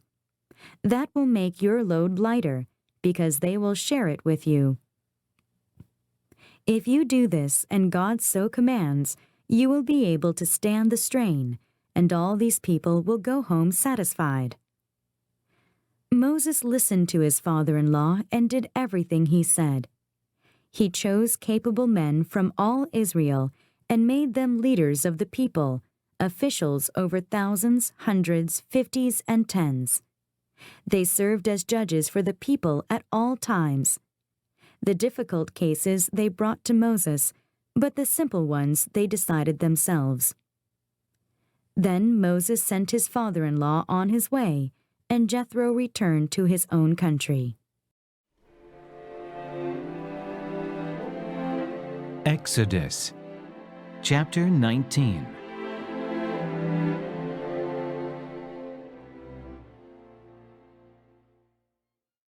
At Mount Sinai.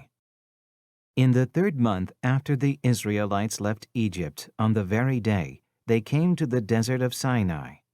After they set out from Rephidim, they entered the desert of Sinai, and Israel camped there in the desert in front of the mountain. Then Moses went up to God, and the Lord called to him from the mountain and said, "This is what you are to say to the house of Jacob, and what you are to tell the people of Israel. You yourselves have seen what I did to Egypt and how I carried you on eagle's wings and brought you to myself. Now if you obey me fully and keep my covenant, then out of all nations you will be my treasured possession. Although the whole earth is mine, you will be for me a kingdom of priests and a holy nation. These are the words you are to speak to the Israelites." So Moses went back and summoned the elders of the people and set before them all the words the Lord had commanded him to speak. The people all responded together, "We will do everything the Lord has said." So Moses brought their answer back to the Lord. The Lord said to Moses, "I am going to come to you in a dense cloud so that the people will hear me speaking with you and will always put their trust in you." Then Moses told the Lord what the people had said. And the Lord said to Moses, "Go to the people and consecrate them today and tomorrow. Have them wash their clothes and be ready by the 3rd day, because on that day the Lord will come down on Mount Sinai in the sight of all the people. Put limits for the people around the mountain and tell them, 'Be careful that you do not go up the mountain or touch the foot of it. Whoever touches the mountain shall surely be put to death. He shall surely be stoned or shot with arrows. Not a hand is to be laid on him. Whether man or animal, he shall not be permitted to live. Only when the ram's horn sounds a long blast may they go up to the mountain. After Moses had gone down the mountain to the people, he consecrated them, and they washed their clothes. Then he said to the people, "Prepare yourselves for the third day. Abstain from sexual relations." On the morning of the third day there was thunder and lightning with a thick cloud over the mountain, and a very loud trumpet blast. Everyone in the camp trembled. Then Moses led the people out of the camp to meet with God, and they stood at the foot of the mountain. Mount Sinai was covered with smoke, because the Lord descended on it in fire. The smoke billowed up from it like smoke from a furnace. The whole mountain trembled violently, and the sound of the trumpet grew louder and louder. Then Moses spoke, and the voice of God answered him. The Lord descended to the top of Mount Sinai, and called Moses to the top of the mountain. So Moses went up, and the Lord said to him, "Go down and warn the people so they do not force their way through to see the Lord, and many of them perish. Even the priests who approach the Lord must consecrate themselves, or the Lord will break out against them." Moses said to the Lord, "The people cannot come up Mount Sinai because you yourself warned us. Put limits around the mountain and set it apart as holy." The Lord replied, "Go down and bring Aaron up with you, but the priests and the people must not force their way through to come up to the Lord, or he will break out against them." So Moses went down to the people and told them. Exodus chapter 20.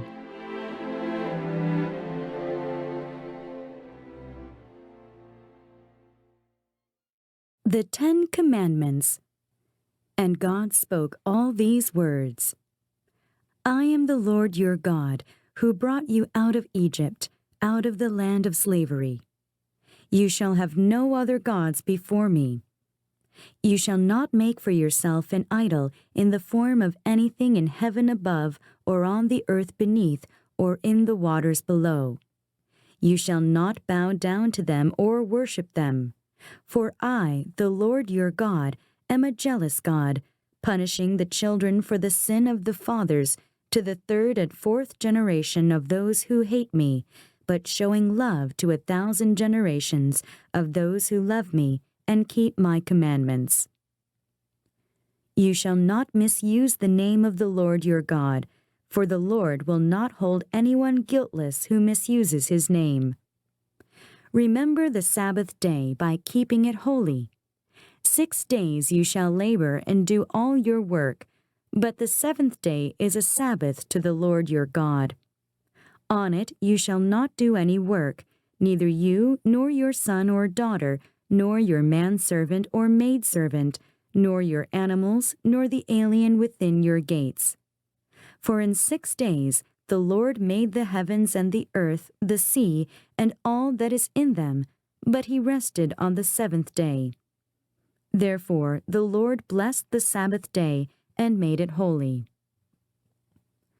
Honor your father and your mother, so that you may live long in the land the Lord your God is giving you. You shall not murder. You shall not commit adultery. You shall not steal. You shall not give false testimony against your neighbor. You shall not covet your neighbor's house. You shall not covet your neighbor's wife, or his manservant or maidservant, his ox or donkey, or anything that belongs to your neighbor. When the people saw the thunder and lightning, and heard the trumpet, and saw the mountain in smoke, they trembled with fear. They stayed at a distance and said to Moses, "Speak to us yourself, and we will listen. But do not have God speak to us, or we will die." Moses said to the people, "Do not be afraid. God has come to test you, so that the fear of God will be with you to keep you from sinning." The people remained at a distance, while Moses approached the thick darkness where God was. Idols and altars. Then the Lord said to Moses, Tell the Israelites this: You have seen for yourselves that I have spoken to you from heaven. Do not make any gods to be alongside me. Do not make for yourselves gods of silver or gods of gold. Make an altar of earth for me and sacrifice on it your burnt offerings and fellowship offerings, your sheep and goats and your cattle. Wherever I cause my name to be honored, I will come to you and bless you. If you make an altar of stones for me, do not build it with dressed stones, for you will defile it if you use a tool on it. And do not go up to my altar on steps, lest your nakedness be exposed on it. Exodus chapter 21.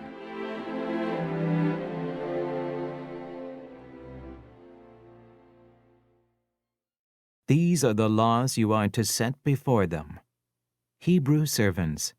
If you buy a Hebrew servant, he is to serve you for 6 years, but in the 7th year he shall go free, without paying anything. If he comes alone, he is to go free alone, but if he has a wife when he comes, she is to go with him. If his master gives him a wife and she bears him sons or daughters, the woman and her children shall belong to her master, and only the man shall go free. But if the servant declares, I love my master and my wife and children, and do not want to go free, then his master must take him before the judges. He shall take him to the door or the doorpost and pierce his ear with an awl. Then he will be his servant for life. If a man sells his daughter as a servant, she is not to go free as manservants do. If she does not please the master who has selected her for himself, he must let her be redeemed. He has no right to sell her to foreigners, because he has broken faith with her. If he selects her for his son, he must grant her the rights of a daughter. If he marries another woman, he must not deprive the first one of her food, clothing, and marital rights. If he does not provide her with these 3 things, she is to go free without any payment of money. Personal injuries. Anyone who strikes a man and kills him shall surely be put to death. However, if he does not do it intentionally, but God lets it happen, he is to flee to a place I will designate. But if a man schemes and kills another man deliberately, take him away from my altar and put him to death. Anyone who attacks his father or his mother must be put to death. Anyone who kidnaps another and either sells him or still has him when he is caught must be put to death. Anyone who curses his father or mother must be put to death.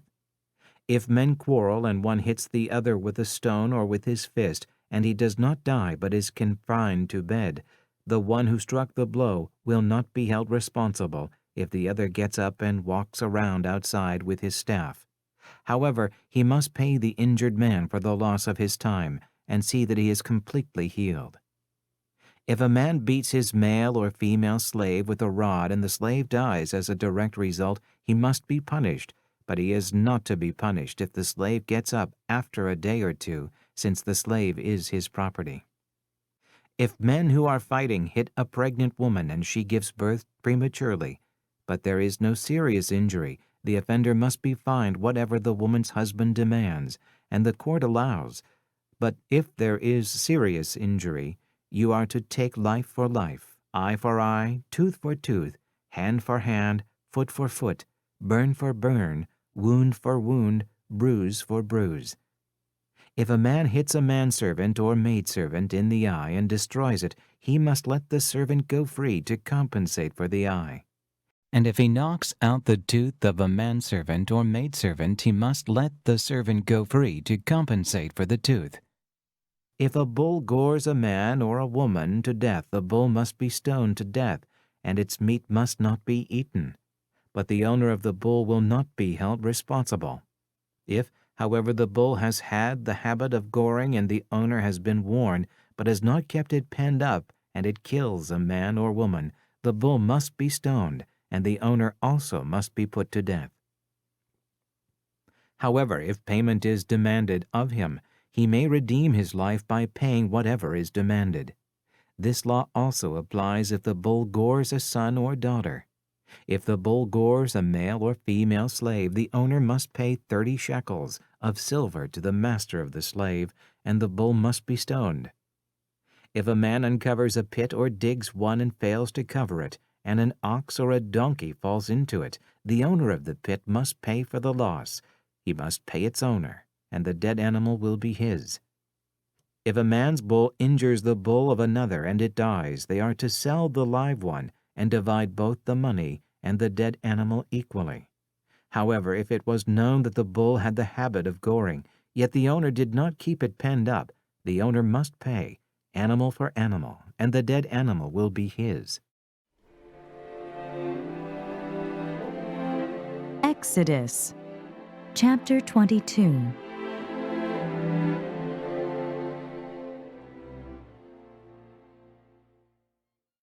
Protection of property.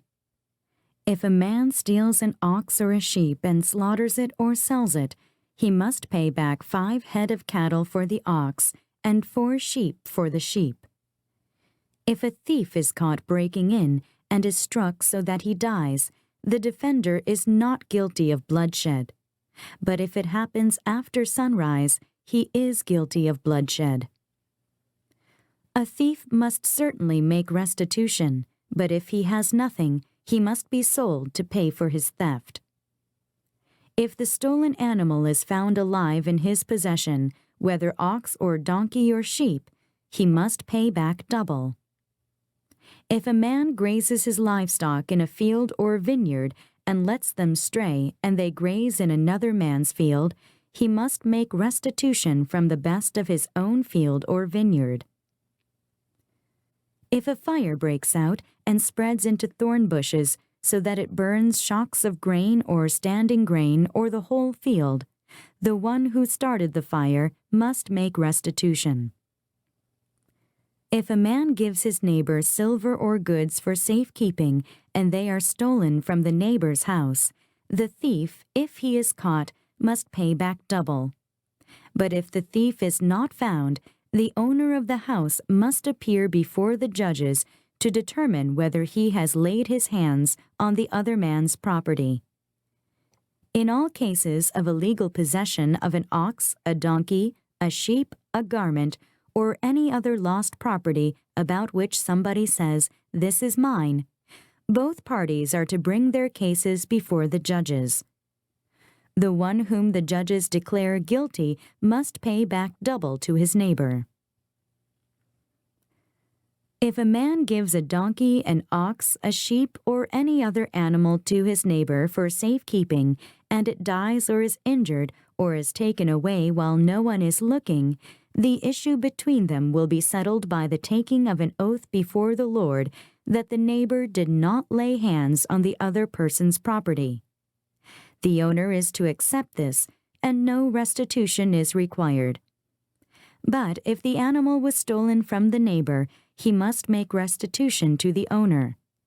If it was torn to pieces by a wild animal, he shall bring in the remains as evidence, and he will not be required to pay for the torn animal. If a man borrows an animal from his neighbor, and it is injured or dies while the owner is not present, he must make restitution. But if the owner is with the animal, the borrower will not have to pay. If the animal was hired, the money paid for the hire covers the loss. Social responsibility. If a man seduces a virgin who is not pledged to be married and sleeps with her, he must pay the bride price, and she shall be his wife. If her father absolutely refuses to give her to him, he must still pay the bride price for virgins. Do not allow a sorceress to live. Anyone who has sexual relations with an animal must be put to death. Whoever sacrifices to any god other than the Lord must be destroyed. Do not mistreat an alien or oppress him, for you were aliens in Egypt. Do not take advantage of a widow or an orphan. If you do and they cry out to me, I will certainly hear their cry.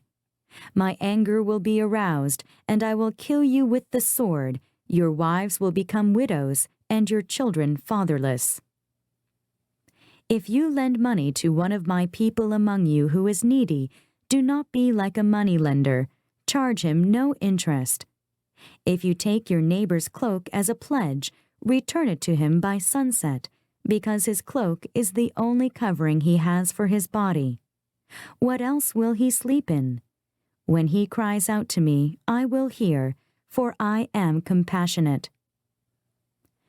Do not blaspheme God or curse the ruler of your people. Do not hold back offerings from your granaries or your vats. You must give me the firstborn of your sons. Do the same with your cattle and your sheep. Let them stay with their mothers for 7 days, but give them to me on the 8th day. You are to be my holy people, so do not eat the meat of an animal torn by wild beasts. Throw it to the dogs. Exodus, chapter 23.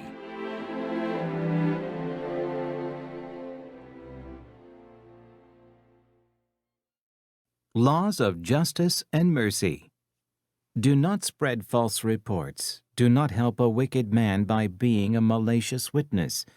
Do not follow the crowd in doing wrong when you give testimony in a lawsuit.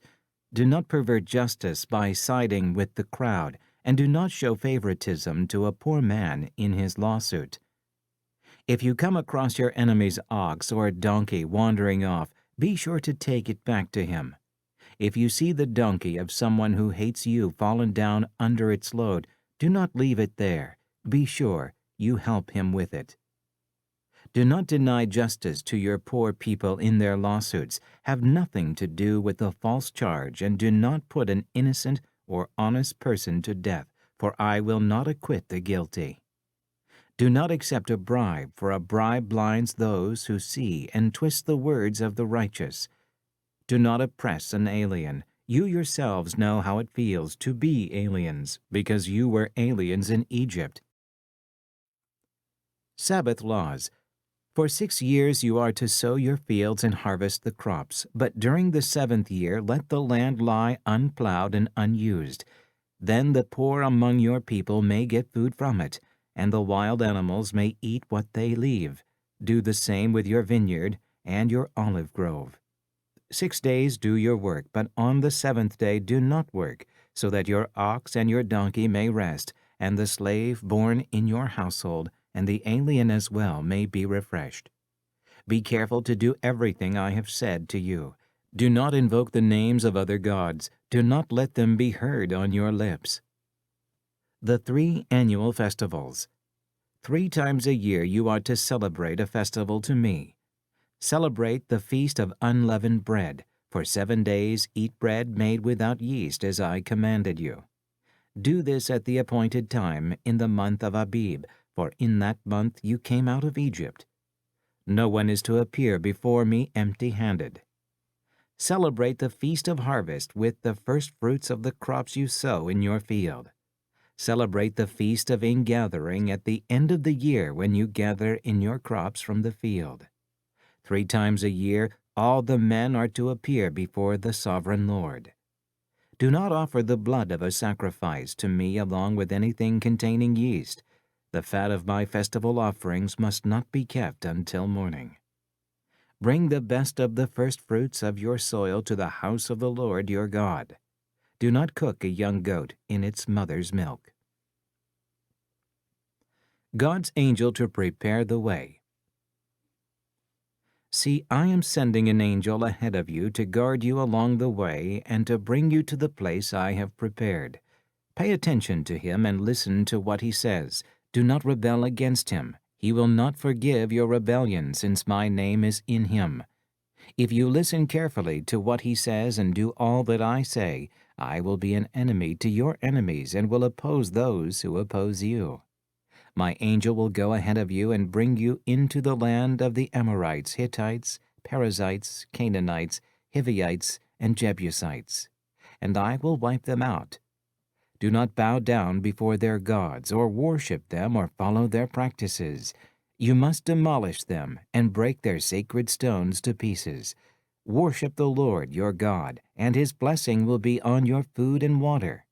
I will take away sickness from among you, and none will miscarry or be barren in your land.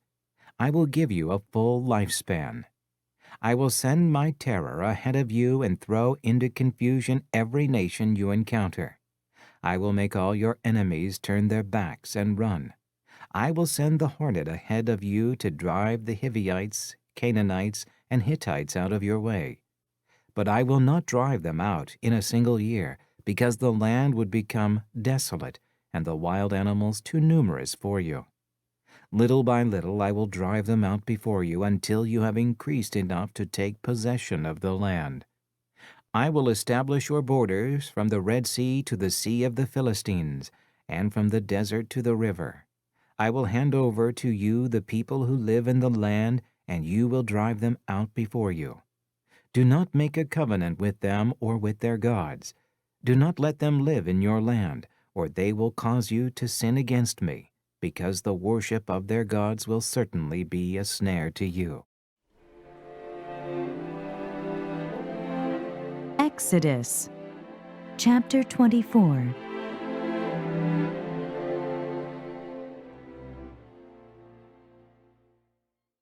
The covenant confirmed. Then he said to Moses, "Come up to the Lord, you and Aaron, Nadab and Abihu, and 70 of the elders of Israel. You are to worship at a distance, but Moses alone is to approach the Lord. The others must not come near, and the people may not come up with him." When Moses went and told the people all the Lord's words and laws, they responded with one voice, "Everything the Lord has said, we will do." Moses then wrote down everything the Lord had said. He got up early the next morning and built an altar at the foot of the mountain and set up 12 stone pillars representing the 12 tribes of Israel. Then he sent young Israelite men, and they offered burnt offerings and sacrificed young bulls as fellowship offerings to the Lord. Moses took half of the blood and put it in bowls, and the other half he sprinkled on the altar. Then he took the book of the covenant and read it to the people. They responded, "We will do everything the Lord has said. We will obey." Moses then took the blood, sprinkled it on the people, and said, "This is the blood of the covenant that the Lord has made with you in accordance with all these words." Moses and Aaron, Nadab and Abihu, and the 70 elders of Israel went up and saw the God of Israel. Under his feet was something like a pavement made of sapphire, clear as the sky itself. But God did not raise his hand against these leaders of the Israelites. They saw God, and they ate and drank. The Lord said to Moses, "Come up to me on the mountain and stay here, and I will give you the tablets of stone with the law and commands I have written for their instruction." Then Moses set out with Joshua his aide, and Moses went up on the mountain of God. He said to the elders, "Wait here for us until we come back to you. Aaron and Hur are with you, and anyone involved in a dispute can go to them." When Moses went up on the mountain, the cloud covered it, and the glory of the Lord settled on Mount Sinai. For 6 days the cloud covered the mountain, and on the 7th day the Lord called to Moses from within the cloud. To the Israelites, the glory of the Lord looked like a consuming fire on top of the mountain. Then Moses entered the cloud as he went on up the mountain, and he stayed on the mountain 40 days and 40 nights. Exodus chapter 25.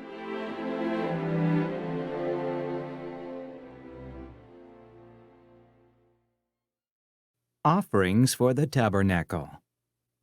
The Lord said to Moses, "Tell the Israelites to bring me an offering. You are to receive the offering for me from each man whose heart prompts him to give. These are the offerings you are to receive from them: gold, silver, and bronze, blue, purple, and scarlet yarn, and fine linen, goat hair, ram skins, dyed red, and hides of sea cows, acacia wood, olive oil for the light, spices for the anointing oil and for the fragrant incense, and onyx stones and other gems to be mounted on the ephod and breastpiece. Then have them make a sanctuary for me, and I will dwell among them. Make this tabernacle and all its furnishings exactly like the pattern I will show you. The ark. Have them make a chest of acacia wood, 2.5 cubits long, 1.5 cubits wide, and 1.5 cubits high. Overlay it with pure gold both inside and out, and make a gold molding around it. Cast 4 gold rings for it, and fasten them to its 4 feet, with 2 rings on one side and 2 rings on the other. Then make poles of acacia wood and overlay them with gold. Insert the poles into the rings on the sides of the chest to carry it. The poles are to remain in the rings of this ark. They are not to be removed. Then put in the ark the testimony which I will give you. Make an atonement cover of pure gold, 2.5 cubits long and 1.5 cubits wide, and make 2 cherubim out of hammered gold at the ends of the cover. Make 1 cherub on one end and the second cherub on the other. Make the cherubim of one piece with the cover at the 2 ends. The cherubim are to have their wings spread upward, overshadowing the cover with them. The cherubim are to face each other, looking toward the cover. Place the cover on top of the ark and put in the ark the testimony which I will give you. There above the cover between the 2 cherubim that are over the ark of the testimony, I will meet with you and give you all my commands for the Israelites. The table. Make a table of acacia wood, 2 cubits long, 1 cubit wide, and 1.5 cubits high. Overlay it with pure gold and make a gold molding around it. Also make around it a rim, a handbreadth wide, and put a gold molding on the rim. Make 4 gold rings for the table and fasten them to the 4 corners where the 4 legs are. The rings are to be close to the rim to hold the poles used in carrying the table. Make the poles of acacia wood, overlay them with gold, and carry the table with them. And make its plates and dishes of pure gold, as well as its pitchers and bowls for the pouring out of offerings. Put the bread of the presence on this table to be before me at all times. The lampstand. Make a lampstand of pure gold and hammer it out, base and shaft. Its flower-like cups, buds, and blossoms shall be of one piece with it. 6 branches are to extend from the sides of the lampstand, 3 on one side and 3 on the other. 3 cups shaped like almond flowers with buds and blossoms are to be on one branch, 3 on the next branch, and the same for all 6 branches extending from the lampstand. And on the lampstand there are to be 4 cups shaped like almond flowers with buds and blossoms. 1 bud shall be under the first pair of branches extending from the lampstand, a 2nd bud under the 2nd pair, and a 3rd bud under the 3rd pair. 6 branches in all. The buds and branches shall all be of one piece with the lampstand, hammered out of pure gold. Then make it 7 lamps and set them up on it so that they light the space in front of it. Its wick trimmers and trays are to be of pure gold. A talent of pure gold is to be used for the lampstand and all these accessories. See that you make them according to the pattern shown you on the mountain. Exodus, chapter 26.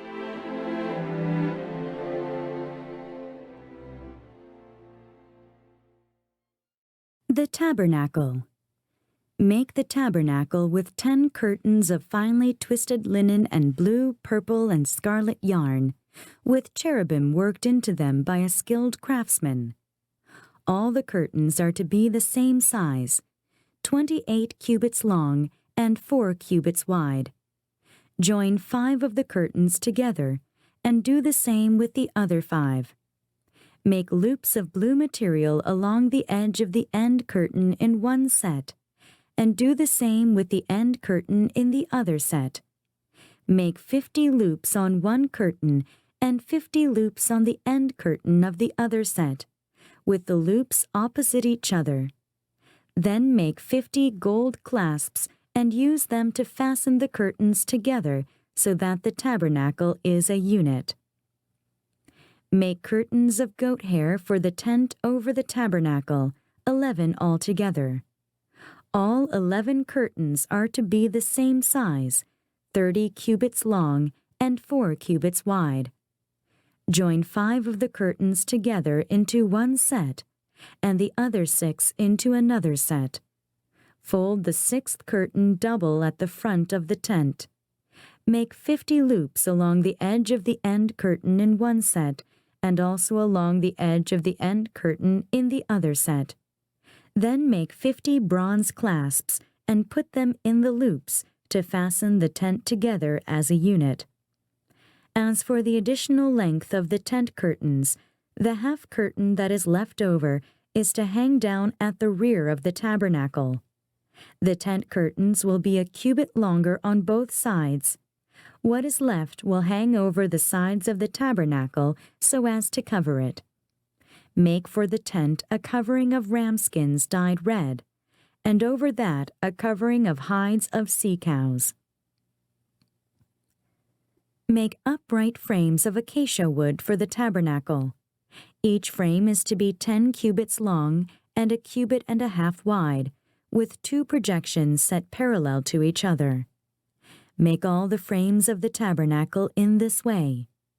Make 20 frames for the south side of the tabernacle, and make 40 silver bases to go under them, 2 bases for each frame, 1 under each projection. For the other side, the north side of the tabernacle, make 20 frames and 40 silver bases, 2 under each frame. Make 6 frames for the far end, that is, the west end of the tabernacle, and make 2 frames for the corners at the far end. At these 2 corners they must be double from the bottom all the way to the top, and fitted into a single ring. Both shall be like that.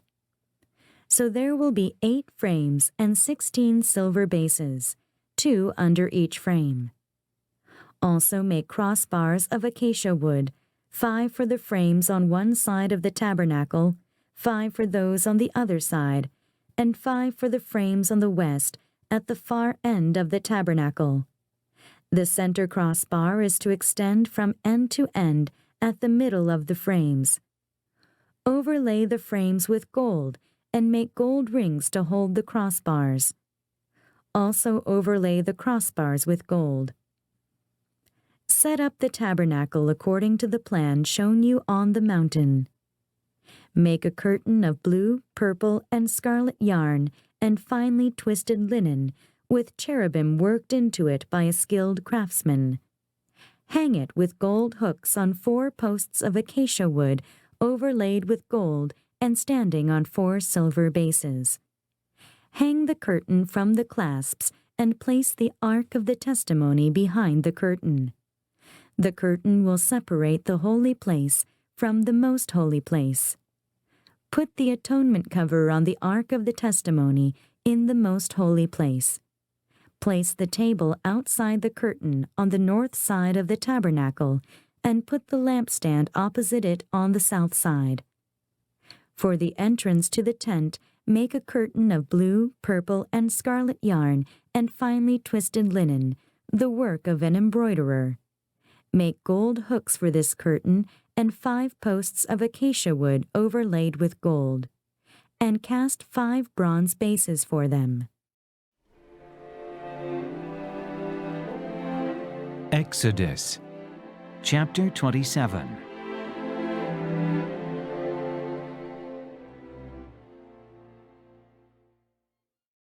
The altar of burnt offering. Build an altar of acacia wood 3 cubits high. It is to be square, 5 cubits long and 5 cubits wide. Make a horn at each of the four corners so that the horns and the altar are of one piece, and overlay the altar with bronze. Make all its utensils of bronze, its pots to remove the ashes, and its shovels, sprinkling bowls, meat forks, and fire pans. Make a grating for it, a bronze network, and make a bronze ring at each of the four corners of the network. Put it under the ledge of the altar so that it is halfway up the altar. Make poles of acacia wood for the altar and overlay them with bronze. The poles are to be inserted into the rings so they will be on two sides of the altar when it is carried. Make the altar hollow, out of boards. It is to be made just as you were shown on the mountain. The courtyard. Make a courtyard for the tabernacle. The south side shall be 100 cubits long, and is to have curtains of finely twisted linen, with 20 posts and 20 bronze bases, and with silver hooks and bands on the posts. The north side shall also be 100 cubits long, and is to have curtains with 20 posts and 20 bronze bases, and with silver hooks and bands on the posts. The west end of the courtyard shall be 50 cubits wide, and have curtains with 10 posts and 10 bases. On the east end toward the sunrise, the courtyard shall also be 50 cubits wide. Curtains 15 cubits long are to be on one side of the entrance with 3 posts and 3 bases, and curtains 15 cubits long are to be on the other side with 3 posts and 3 bases. For the entrance to the courtyard, provide a curtain 20 cubits long of blue, purple, and scarlet yarn, and finely twisted linen, the work of an embroiderer, with 4 posts and 4 bases. All the posts around the courtyard are to have silver bands and hooks and bronze bases. The courtyard shall be 100 cubits long and 50 cubits wide, with curtains of finely twisted linen of 5 cubits high, and with bronze bases.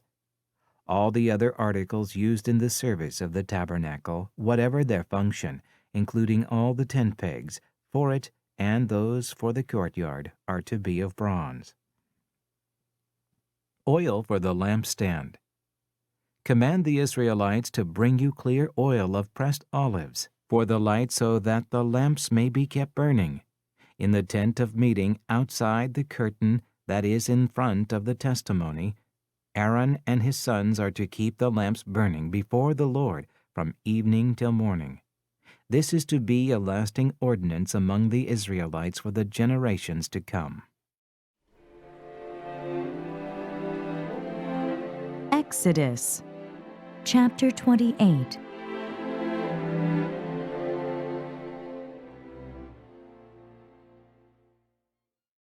The priestly garments.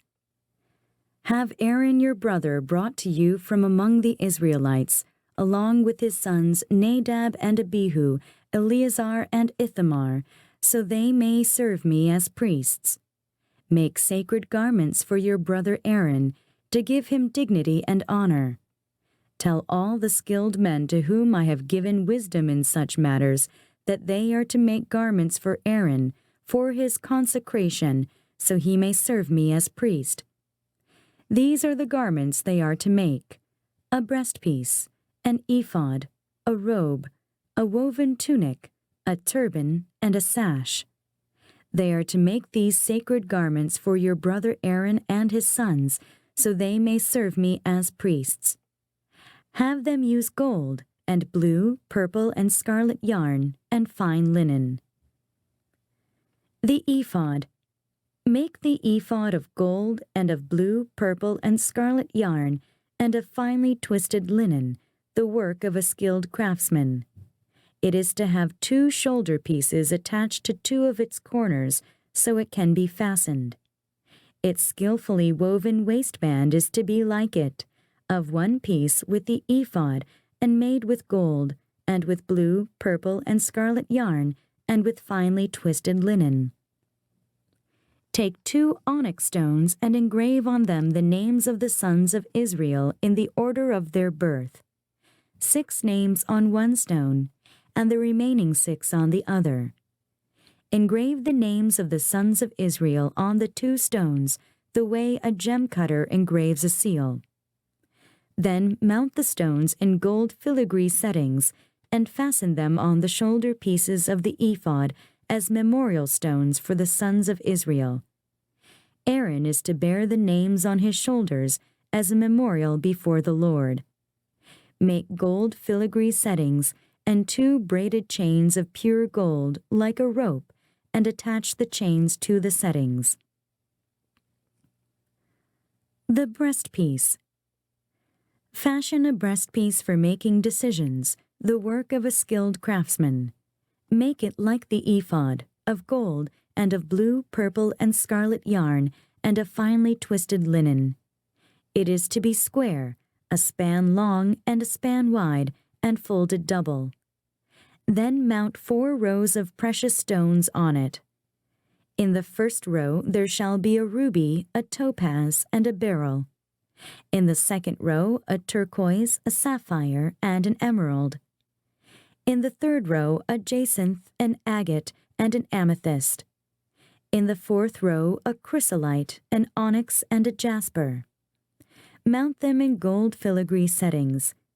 There are to be 12 stones, 1 for each of the names of the sons of Israel, each engraved like a seal with the name of one of the 12 tribes. For the breastpiece, make braided chains of pure gold like a rope. Make 2 gold rings for it, and fasten them to 2 corners of the breastpiece. Fasten the 2 gold chains to the rings at the corners of the breastpiece, and the other ends of the chains to the 2 settings, attaching them to the shoulder pieces of the ephod at the front. Make 2 gold rings, and attach them to the other 2 corners of the breastpiece on the inside edge next to the ephod.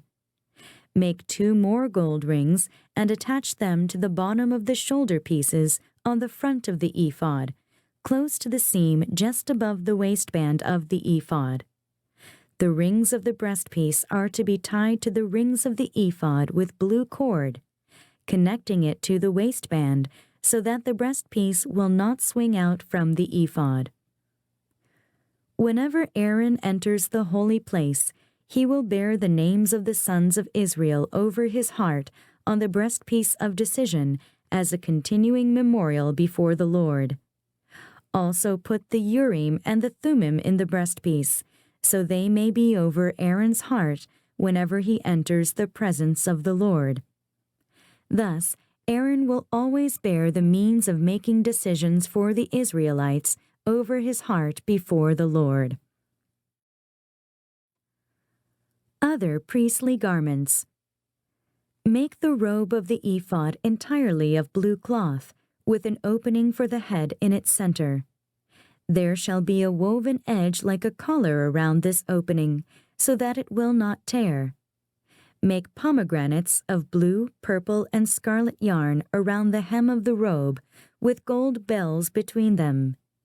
The gold bells and the pomegranates are to alternate around the hem of the robe. Aaron must wear it when he ministers. The sound of the bells will be heard when he enters the holy place before the Lord and when he comes out, so that he will not die.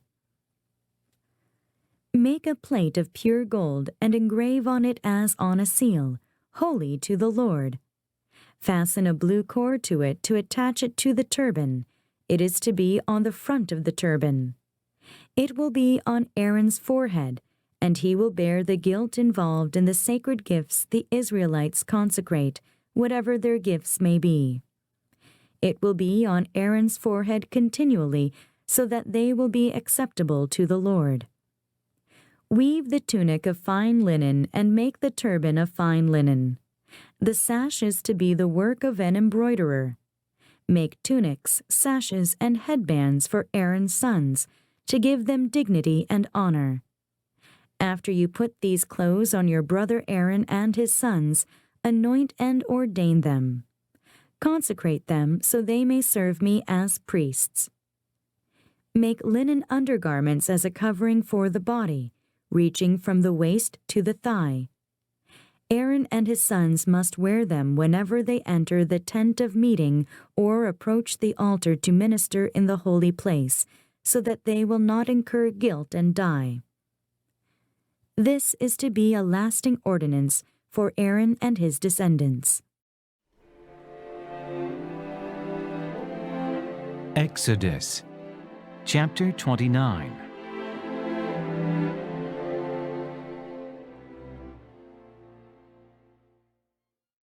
Consecration of the priests. This is what you are to do to consecrate them so they may serve me as priests. Take a young bull and 2 rams without defect, and from fine wheat, flour, without yeast, make bread, and cakes mixed with oil, and wafers spread with oil. Put them in a basket, and present them in it, along with the bull and the 2 rams.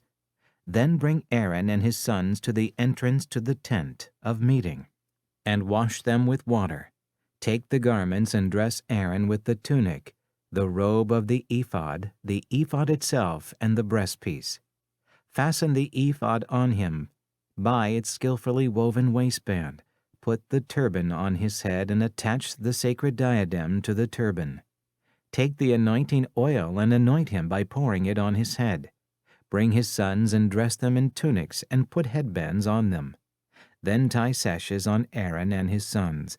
The priesthood is theirs by a lasting ordinance. In this way you shall ordain Aaron and his sons. Bring the bull to the front of the tent of meeting, and Aaron and his sons shall lay their hands on its head. Slaughter it in the Lord's presence at the entrance to the tent of meeting. Take some of the bull's blood and put it on the horns of the altar with your finger, and pour out the rest of it at the base of the altar. Then take all the fat around the inner parts, the covering of the liver and both kidneys, with the fat on them, and burn them on the altar. But burn the bull's flesh and its hide and its offal outside the camp. It is a sin offering. Take one of the rams, and Aaron and his sons shall lay their hands on its head. Slaughter it, and take the blood and sprinkle it against the altar on all sides. Cut the ram into pieces and wash the inner parts and the legs, putting them with the head and the other pieces. Then burn the entire ram on the altar. It is a burnt offering to the Lord, a pleasing aroma, an offering made to the Lord by fire. Take the other ram, and Aaron and his sons shall lay their hands on its head. Slaughter it, take some of its blood and put it on the lobes of the right ears of Aaron and his sons, on the thumbs of their right hands, and on the big toes of their right feet. Then sprinkle blood against the altar on all sides, and take some of the blood on the altar, and some of the anointing oil, and sprinkle it on Aaron and his garments, and on his sons, and their garments. Then he and his sons and their garments will be consecrated. Take from this ram the fat tail, the fat around the inner parts, the covering of the liver, both kidneys, with the fat on them, and the right thigh. This is the ram for the ordination. From the basket of bread made without yeast, which is before the Lord, take a loaf, and a cake made with oil, and a wafer. Put all these in the hands of Aaron and his sons, and wave them before the Lord as a wave offering. Then take them from their hands and burn them on the altar along with the burnt offering for a pleasing aroma to the Lord, an offering made to the Lord by fire. After you take the breast of the ram for Aaron's ordination, wave it before the Lord as a wave offering, and it will be your share. Consecrate those parts of the ordination ram that belong to Aaron and his sons, the breast that was waved and the thigh that was presented. This is always to be the regular share from the Israelites for Aaron and his sons. It is the contribution the Israelites are to make to the Lord from their fellowship offerings. Aaron's sacred garments will belong to his descendants so that they can be anointed and ordained in them. The son who succeeds him as priest and comes to the tent of meeting to minister in the holy place is to wear them 7 days. Take the ram for the ordination and cook the meat in a sacred place. At the entrance to the tent of meeting, Aaron and his sons are to eat the meat of the ram and the bread that is in the basket. They are to eat these offerings by which atonement was made for their ordination and consecration. But no one else may eat them because they are sacred. And if any of the meat of the ordination ram or any bread is left over till morning, burn it up. It must not be eaten, because it is sacred. Do for Aaron and his sons everything I have commanded you, taking 7 days to ordain them. Sacrifice a bull each day as a sin offering to make atonement. Purify the altar by making atonement for it, and anoint it to consecrate it. For 7 days make atonement for the altar and consecrate it. Then the altar will be most holy, and whatever touches it will be holy. This is what you are to offer on the altar regularly each day, 2 lambs a year old. Offer one in the morning and the other at twilight.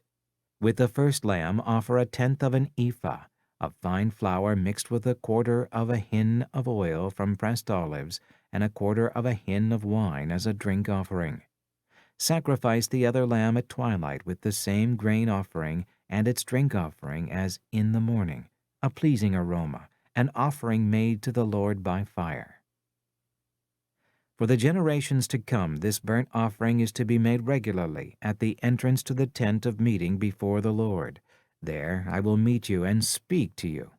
There also I will meet with the Israelites, and the place will be consecrated by my glory. So I will consecrate the tent of meeting and the altar, and will consecrate Aaron and his sons to serve me as priests. Then I will dwell among the Israelites and be their God. They will know that I am the Lord their God, who brought them out of Egypt so that I might dwell among them. I am the Lord their God. Exodus chapter 30.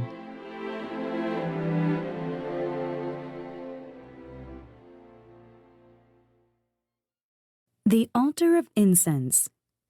Make an altar of acacia wood for burning incense. It is to be square, 1 cubit long and 1 cubit wide, and 2 cubits high, its horns of 1 piece with it. Overlay the top and all the sides and the horns with pure gold, and make a gold molding around it. Make 2 gold rings for the altar below the molding, 2 on opposite sides, to hold the poles used to carry it. Make the poles of acacia wood and overlay them with gold. Put the altar in front of the curtain that is before the ark of the testimony, before the atonement cover that is over the testimony, where I will meet with you. Aaron must burn fragrant incense on the altar every morning when he tends the lamps. He must burn incense again when he lights the lamps at twilight, so incense will burn regularly before the Lord for the generations to come. Do not offer on this altar any other incense or any burnt offering or grain offering, and do not pour a drink offering on it. Once a year, Aaron shall make atonement on its horns. This annual atonement must be made with the blood of the atoning sin offering for the generations to come. It is most holy to the Lord. Atonement money. Then the Lord said to Moses, "When you take a census of the Israelites to count them, each one must pay the Lord a ransom for his life at the time he is counted. Then no plague will come on them when you number them. Each one who crosses over to those already counted is to give a half shekel, according to the sanctuary shekel, which weighs 20 gerahs. This half shekel is an offering to the Lord. All who cross over, those 20 years old or more, are to give an offering to the Lord. The rich are not to give more than a half shekel, and the poor are not to give less when you make the offering to the Lord to atone for your lives. Receive the atonement money from the Israelites and use it for the service of the tent of meeting. It will be a memorial for the Israelites before the Lord, making atonement for your lives." Basin for washing. Then the Lord said to Moses, "Make a bronze basin with its bronze stand for washing. Place it between the tent of meeting and the altar, and put water in it. Aaron and his sons are to wash their hands and feet with water from it. Whenever they enter the tent of meeting, they shall wash with water so that they will not die. Also, when they approach the altar to minister by presenting an offering made to the Lord by fire, they shall wash their hands and feet so that they will not die. This is to be a lasting ordinance for Aaron and his descendants for the generations to come. Anointing oil. Then the Lord said to Moses, "Take the following fine spices, 500 shekels of liquid myrrh, half as much, that is 250 shekels of fragrant cinnamon, 250 shekels of fragrant cane, 500 shekels of cassia, all according to the sanctuary shekel, and a hin of olive oil. Make these into a sacred anointing oil, a fragrant blend, the work of a perfumer. It will be the sacred anointing oil. Then use it to anoint the tent of meeting, the ark of the testimony, the table and all its articles, the lampstand and its accessories, the altar of incense, the altar of burnt offering and all its utensils, and the basin with its stand. You shall consecrate them, so they will be most holy, and whatever touches them will be holy. Anoint Aaron and his sons, and consecrate them, so they may serve me as priests. Say to the Israelites, 'This is to be my sacred anointing oil for the generations to come. Do not pour it on men's bodies, and do not make any oil with the same formula. It is sacred, and you are to consider it sacred. Whoever makes perfume like it, and whoever puts it on anyone other than a priest, must be cut off from his people.'" Incense. Then the Lord said to Moses, "Take fragrant spices, gum resin, onycha, and galbanum, and pure frankincense, all in equal amounts, and make a fragrant blend of incense, the work of a perfumer. It is to be salted and pure and sacred. Grind some of it to powder, and place it in front of the testimony in the tent of meeting, where I will meet with you. It shall be most holy to you. Do not make any incense with this formula for yourselves. Consider it holy to the Lord. Whoever makes any like it to enjoy its fragrance must be cut off from his people." Exodus, chapter 31.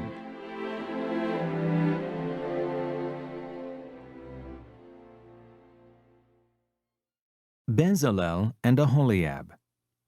Then the Lord said to Moses, "See, I have chosen Bezalel, son of Uri, the son of Hur, of the tribe of Judah, and I have filled him with the Spirit of God, with skill, ability, and knowledge in all kinds of crafts, to make artistic designs for work in gold, silver, and bronze, to cut and set stones, to work in wood, and to engage in all kinds of craftsmanship. Moreover, I have appointed Aholiab, son of Ahishamach, of the tribe of Dan, to help him.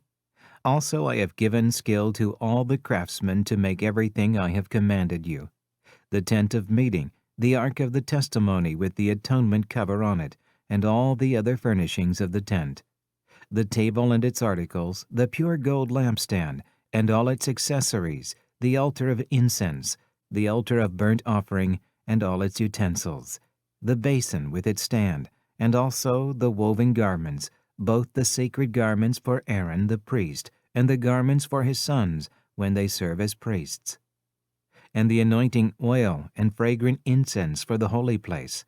They are to make them just as I commanded you. The Sabbath. Then the Lord said to Moses, "Say to the Israelites, you must observe my Sabbaths. This will be a sign between me and you for the generations to come, so you may know that I am the Lord who makes you holy. Observe the Sabbath, because it is holy to you. Anyone who desecrates it must be put to death. Whoever does any work on that day must be cut off from his people. For 6 days work is to be done, but the 7th day is a Sabbath of rest, holy to the Lord. Whoever does any work on the Sabbath day must be put to death. The Israelites are to observe the Sabbath, celebrating it for the generations to come as a lasting covenant. It will be a sign between me and the Israelites forever For in 6 days the Lord made the heavens and the earth, and on the seventh day he abstained from work and rested.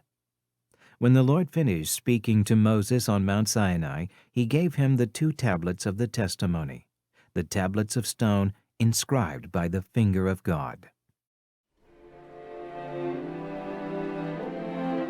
Exodus, chapter 32.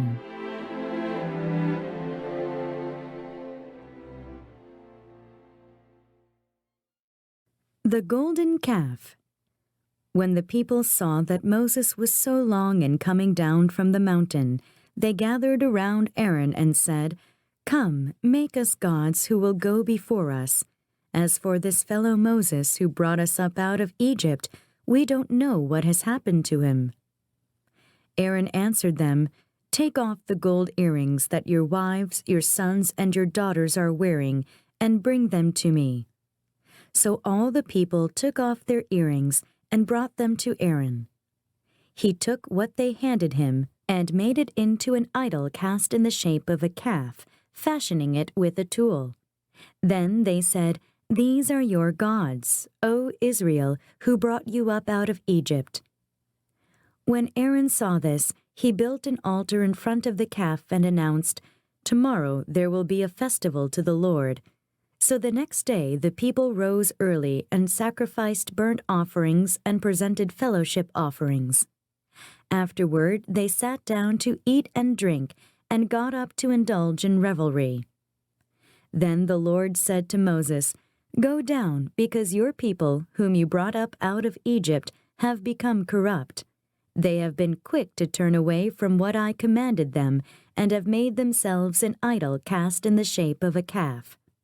They have bowed down to it and sacrificed to it, and have said, 'These are your gods, O Israel, who brought you up out of Egypt.'"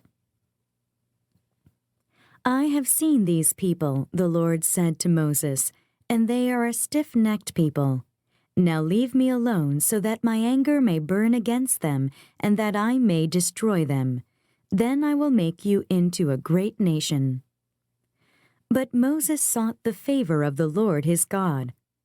"O Lord," he said, "why should your anger burn against your people, whom you brought out of Egypt with great power and a mighty hand?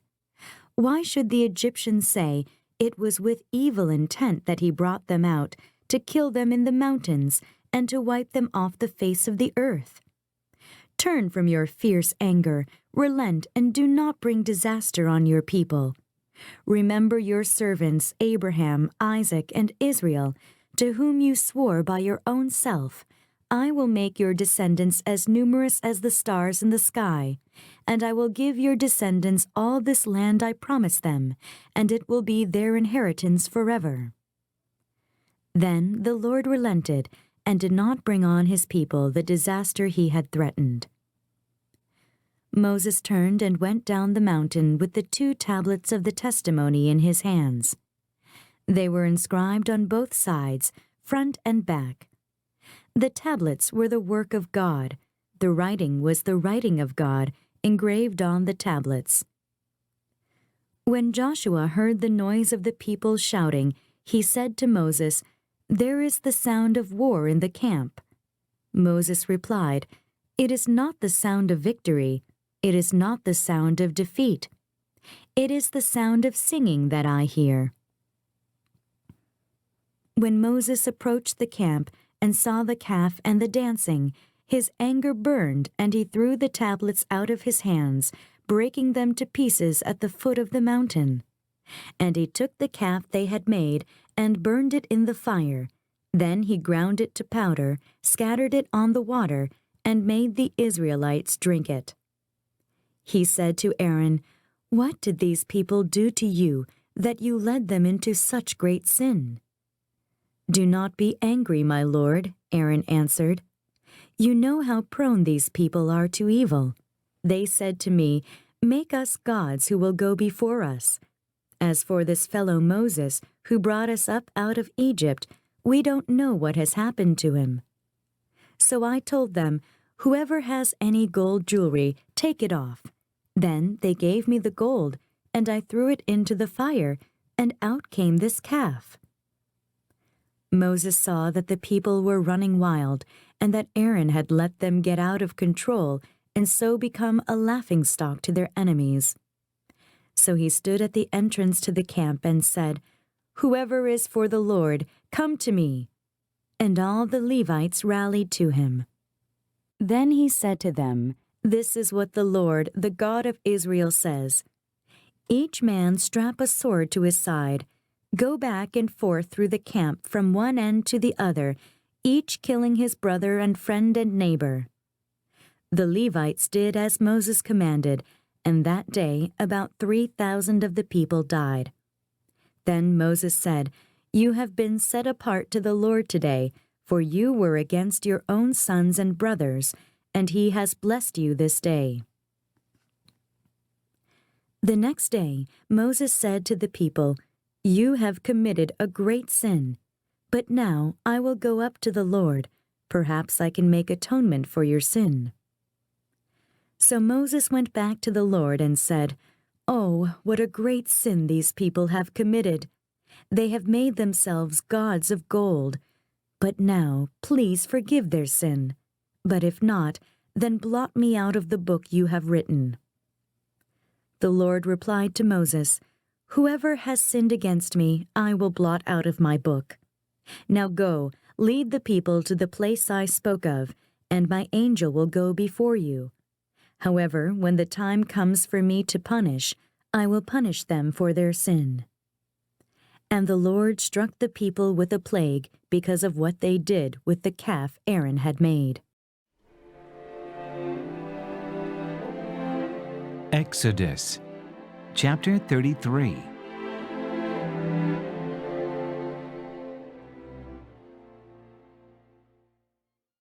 Then the Lord said to Moses, "Leave this place, you and the people you brought up out of Egypt, and go up to the land I promised an oath to Abraham, Isaac, and Jacob, saying, I will give it to your descendants. I will send an angel before you and drive out the Canaanites, Amorites, Hittites, Perizzites, Hivites, and Jebusites. Go up to the land flowing with milk and honey, but I will not go with you, because you are a stiff-necked people, and I might destroy you on the way." When the people heard these distressing words, they began to mourn, and no one put on any ornaments. For the Lord had said to Moses, "Tell the Israelites, you are a stiff-necked people. If I were to go with you even for a moment, I might destroy you. Now take off your ornaments, and I will decide what to do with you." So the Israelites stripped off their ornaments at Mount Horeb. The tent of meeting. Now Moses used to take a tent and pitch it outside the camp some distance away, calling it the tent of meeting. Anyone inquiring of the Lord would go to the tent of meeting outside the camp, and whenever Moses went out to the tent, all the people rose and stood at the entrances to their tents, watching Moses until he entered the tent. As Moses went into the tent, the pillar of cloud would come down and stay at the entrance, while the Lord spoke with Moses. Whenever the people saw the pillar of cloud standing at the entrance to the tent, they all stood and worshipped, each at the entrance to his tent. The Lord would speak to Moses face to face, as a man speaks with his friend. Then Moses would return to the camp, but his young aide Joshua, son of Nun, did not leave the tent. Moses and the glory of the Lord. Moses said to the Lord, "You have been telling me, 'Lead these people,' but you have not let me know whom you will send with me. You have said, 'I know you by name, and you have found favor with me.' If you are pleased with me, teach me your ways, so I may know you and continue to find favor with you. Remember that this nation is your people." The Lord replied, "My presence will go with you, and I will give you rest." Then Moses said to him, "If your presence does not go with us, do not send us up from here. How will anyone know that you are pleased with me and with your people unless you go with us? What else will distinguish me and your people from all the other people on the face of the earth?" And the Lord said to Moses, "I will do the very thing you have asked, because I am pleased with you, and I know you by name." Then Moses said, "Now show me your glory." And the Lord said, I will cause all my goodness to pass in front of you, and I will proclaim my name the Lord in your presence. I will have mercy on whom I will have mercy, and I will have compassion on whom I will have compassion. But, he said, you cannot see my face, for no one may see me and live. Then the Lord said, There is a place near me where you may stand on a rock. When my glory passes by, I will put you in a cleft in the rock and cover you with my hand until I have passed by. Then I will remove my hand, and you will see my back, but my face must not be seen. Exodus chapter 34.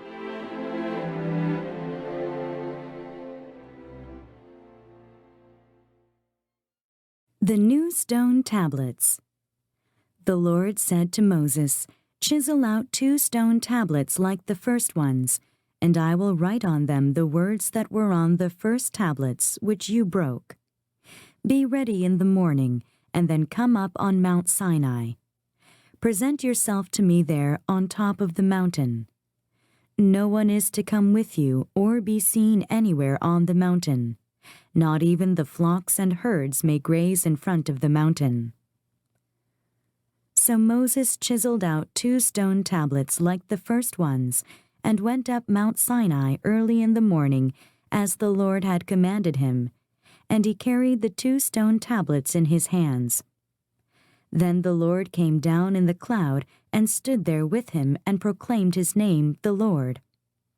And he passed in front of Moses, proclaiming, the Lord, the compassionate and gracious God, slow to anger, abounding in love and faithfulness, maintaining love to thousands, and forgiving wickedness, rebellion, and sin. Yet he does not leave the guilty unpunished. He punishes the children and their children for the sin of the fathers to the 3rd and 4th generation. Moses bowed to the ground at once and worshipped. O Lord, if I have found favor in your eyes, he said, then let the Lord go with us. Although this is a stiff-necked people, forgive our wickedness and our sin, and take us as your inheritance. Then the Lord said, I am making a covenant with you. Before all your people I will do wonders never before done in any nation in all the world. The people you live among will see how awesome is the work that I, the Lord, will do for you. Obey what I command you today. I will drive out before you the Amorites, Canaanites, Hittites, Perizzites, Hivites, and Jebusites. Be careful not to make a treaty with those who live in the land where you are going, or they will be a snare among you. Break down their altars, smash their sacred stones, and cut down their Asherah poles. Do not worship any other god, for the Lord, whose name is jealous, is a jealous God. Be careful not to make a treaty with those who live in the land, for when they prostitute themselves to their gods and sacrifice to them, they will invite you, and you will eat their sacrifices. And when you choose some of their daughters as wives for your sons, and those daughters prostitute themselves to their gods, they will lead your sons to do the same. Do not make cast idols. Celebrate the feast of unleavened bread. For 7 days, eat bread made without yeast, as I commanded you. Do this at the appointed time in the month of Abib, for in that month you came out of Egypt. The first offspring of every womb belongs to me, including all the firstborn males of your livestock, whether from herd or flock. Redeem the firstborn donkey with a lamb, but if you do not redeem it, break its neck. Redeem all your firstborn sons. No one is to appear before me empty-handed. 6 days you shall labor, but on the 7th day you shall rest. Even during the plowing season and harvest you must rest. Celebrate the Feast of Weeks with the first fruits of the wheat harvest, and the feast of ingathering at the turn of the year. 3 times a year all your men are to appear before the sovereign Lord, the God of Israel. I will drive out nations before you and enlarge your territory, and no one will covet your land when you go up 3 times each year to appear before the Lord your God. Do not offer the blood of a sacrifice to me along with anything containing yeast, and do not let any of the sacrifice from the Passover feast remain until morning. Bring the best of the first fruits of your soil to the house of the Lord your God. Do not cook a young goat in its mother's milk. Then the Lord said to Moses, "Write down these words, for in accordance with these words I have made a covenant with you and with Israel." Moses was there with the Lord 40 days and 40 nights, without eating bread or drinking water. And he wrote on the tablets the words of the covenant, the 10 Commandments. The radiant face of Moses.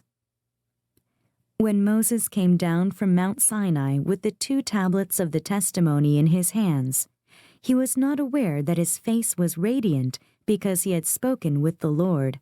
When Aaron and all the Israelites saw Moses, his face was radiant, and they were afraid to come near him. But Moses called to them, so Aaron and all the leaders of the community came back to him, and he spoke to them. Afterward, all the Israelites came near him, and he gave them all the commands the Lord had given him on Mount Sinai.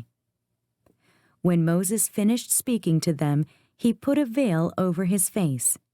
But whenever he entered the Lord's presence to speak with him, he removed the veil until he came out. And when he came out, he told the Israelites what he had been commanded. They saw that his face was radiant. Then Moses would put the veil back over his face until he went in to speak with the Lord. Exodus, chapter 35.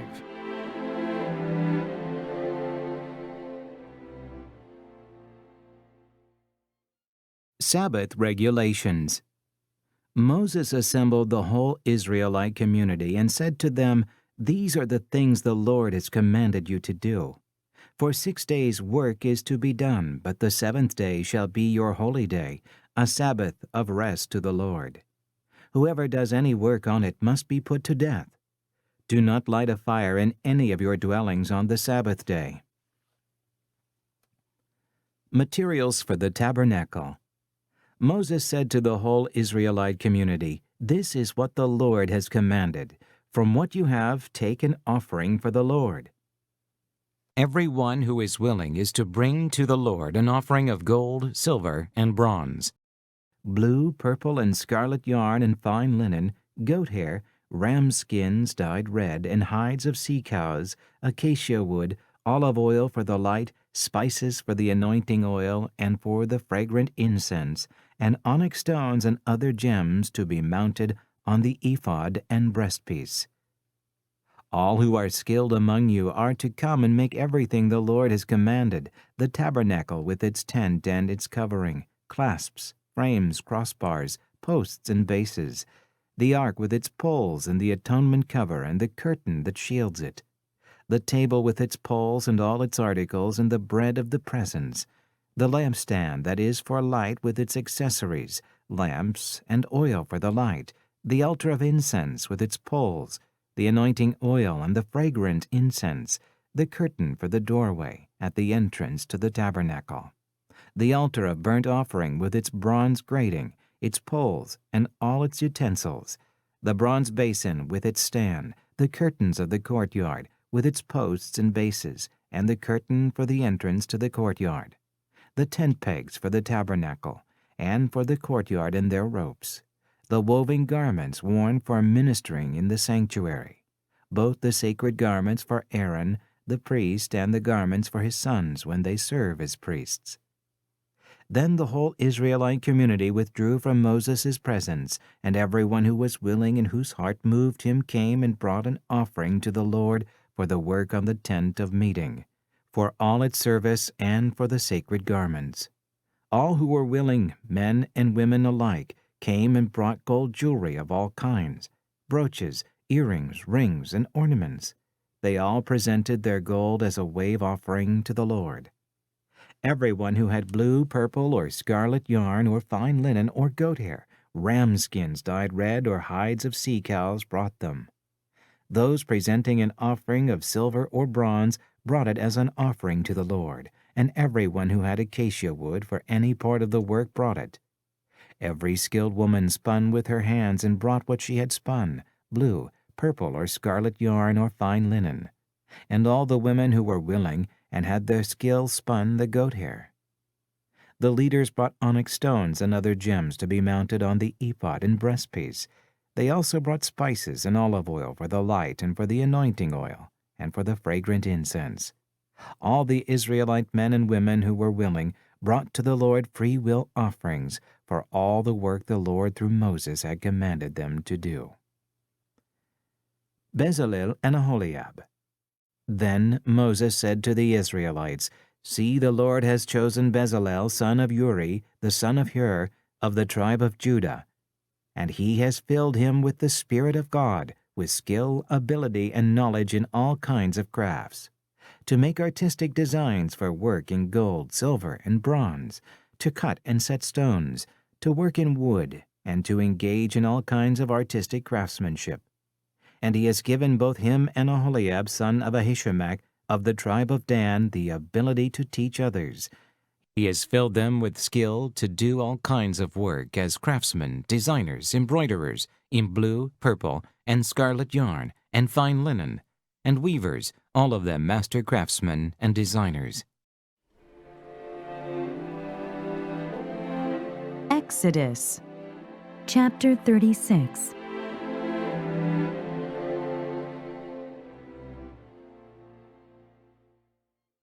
So Bezalel, Aholiab, and every skilled person to whom the Lord has given skill and ability to know how to carry out all the work of constructing the sanctuary are to do the work just as the Lord has commanded.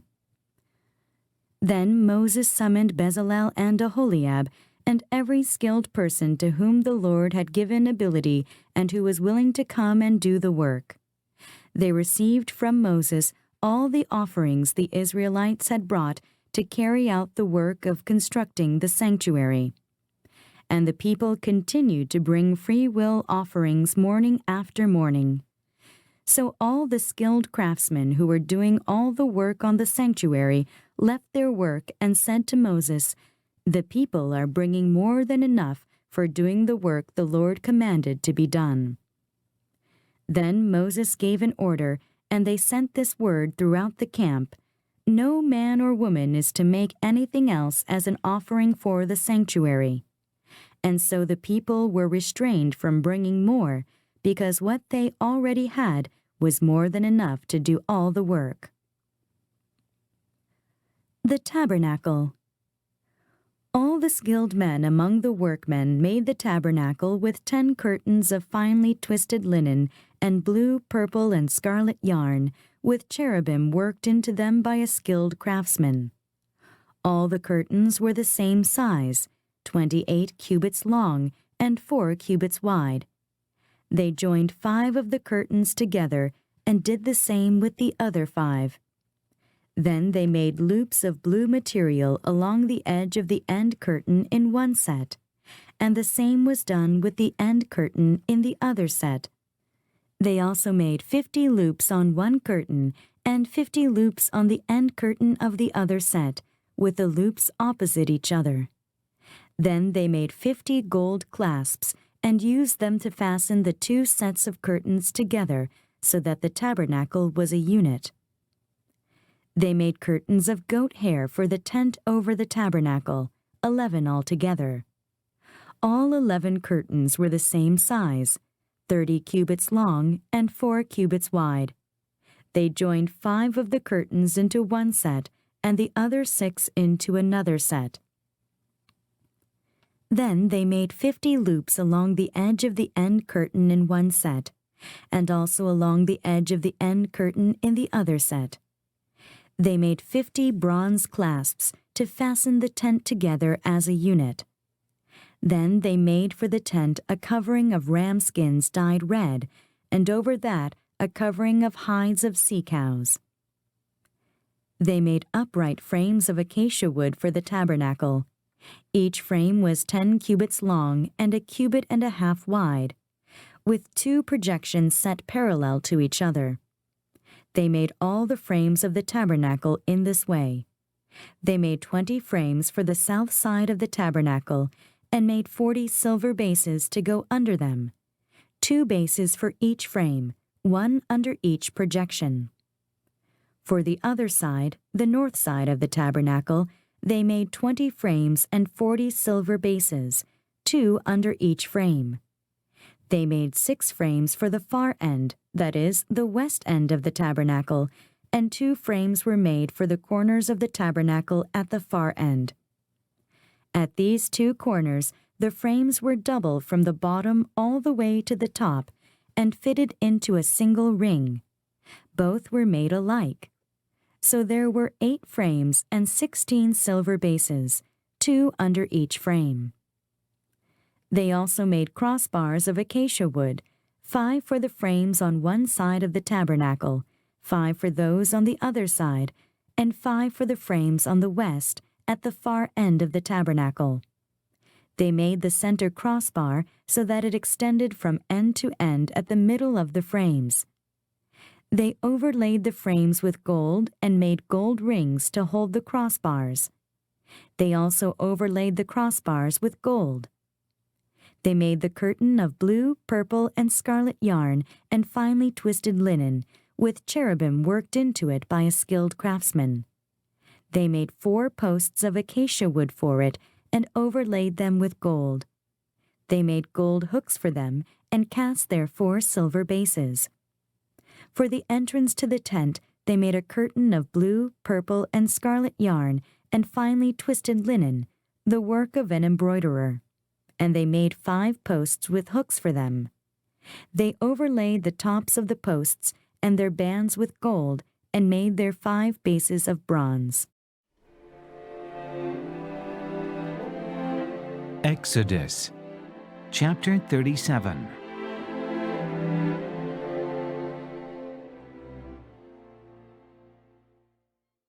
The Ark.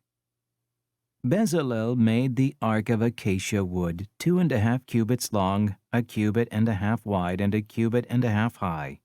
He overlaid it with pure gold, both inside and out, and made a gold molding around it. He cast 4 gold rings for it and fastened them to its 4 feet, with 2 rings on one side and 2 rings on the other. Then he made poles of acacia wood and overlaid them with gold. And he inserted the poles into the rings on the sides of the ark to carry it.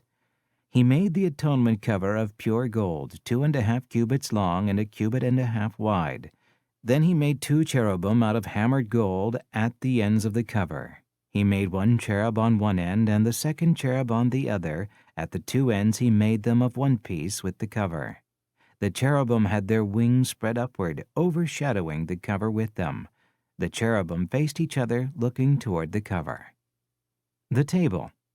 They made the table of acacia wood, 2 cubits long, a cubit wide, and a cubit and a half high. Then they overlaid it with pure gold and made a gold molding around it. They also made around it a rim a handbreadth wide and put a gold molding on the rim.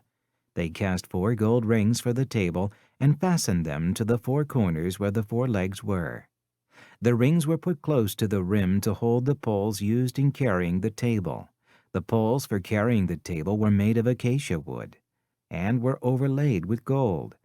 And they made from pure gold the articles for the table, its plates and dishes and bowls, and its pitchers for the pouring out of drink offerings. The lampstand. They made the lampstand of pure gold and hammered it out, base and shaft. Its flower-like cups, buds, and blossoms were of one piece with it. 6 branches extended from the sides of the lampstand, 3 on one side and 3 on the other. 3 cups shaped like almond flowers with buds and blossoms were on one branch, 3 on the next branch, and the same for all 6 branches extending from the lampstand. And on the lampstand were 4 cups, shaped like almond flowers with buds and blossoms. One bud was under the first pair of branches extending from the lampstand, a second bud under the second pair, and a third bud under the third pair, 6 branches in all. The buds and the branches were all of one piece, with the lampstand hammered out of pure gold. They made its 7 lamps as well as its wick, trimmers, and trays of pure gold. They made the lampstand and all its accessories from 1 talent of pure gold. The altar of incense. They made the altar of incense out of acacia wood. It was square, a cubit long and a cubit wide and 2 cubits high, its horns of one piece with it. They overlaid the top and all the sides and the horns with pure gold and made a gold molding around it. They made 2 gold rings below the molding, 2 on opposite sides, to hold the poles used to carry it. They made the poles of acacia wood and overlaid them with gold. They also made the sacred anointing oil and the pure fragrant incense, the work of a perfumer. Exodus chapter 38.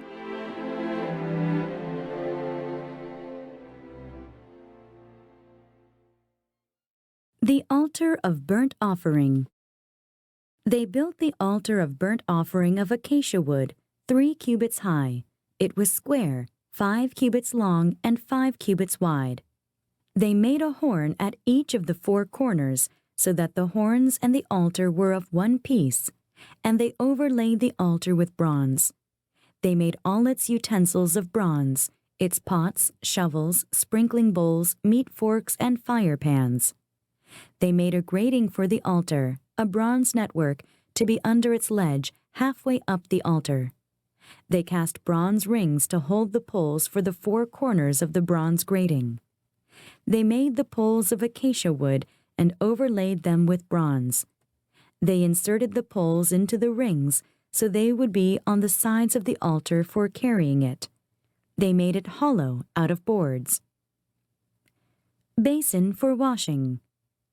They made the bronze basin and its bronze stand from the mirrors of the women who served at the entrance to the tent of meeting. The courtyard. Next, they made the courtyard. The south side was 100 cubits long and had curtains of finely twisted linen with 20 posts and 20 bronze bases, and with silver hooks and bands on the posts. The north side was also 100 cubits long and had 20 posts and 20 bronze bases, with silver hooks and bands on the posts.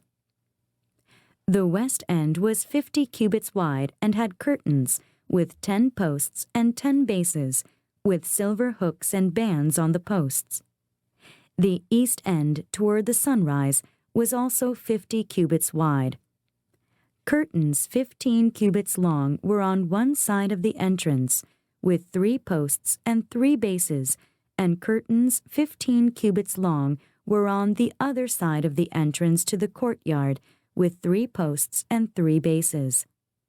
All the curtains around the courtyard were of finely twisted linen. The bases for the posts were bronze. The hooks and bands on the posts were silver, and their tops were overlaid with silver, so all the posts of the courtyard had silver bands. The curtain for the entrance to the courtyard was of blue, purple, and scarlet yarn and finely twisted linen, the work of an embroiderer. It was 20 cubits long and, like the curtains of the courtyard, 5 cubits high, with 4 posts and 4 bronze bases. Their hooks and bands were silver, and their tops were overlaid with silver. All the tent pegs of the tabernacle and of the surrounding courtyard were bronze. The materials used. These are the amounts of the materials used for the tabernacle of the testimony, which were recorded at Moses' command by the Levites under the direction of Ithamar, son of Aaron, the priest. Bezalel, son of Uri, the son of Hur of the tribe of Judah, made everything the Lord commanded Moses. With him was Aholiab, son of Ahisamach, of the tribe of Dan, a craftsman and designer, and an embroiderer in blue, purple, and scarlet yarn and fine linen. The total amount of the gold from the wave offering used for all the work on the sanctuary was 29 talents and 730 shekels, according to the sanctuary shekel.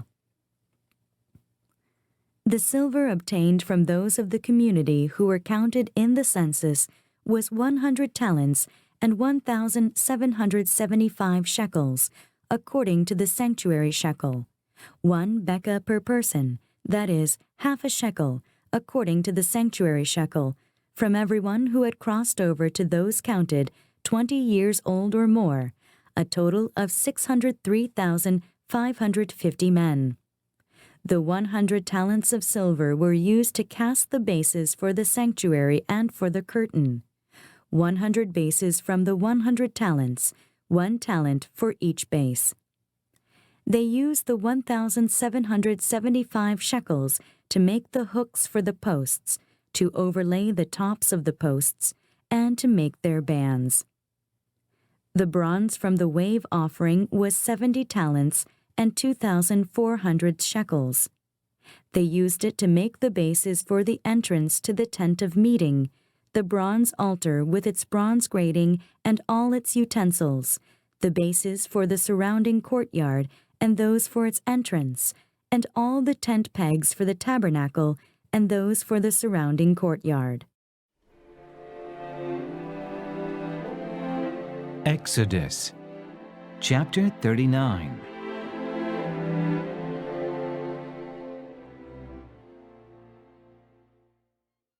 The priestly garments.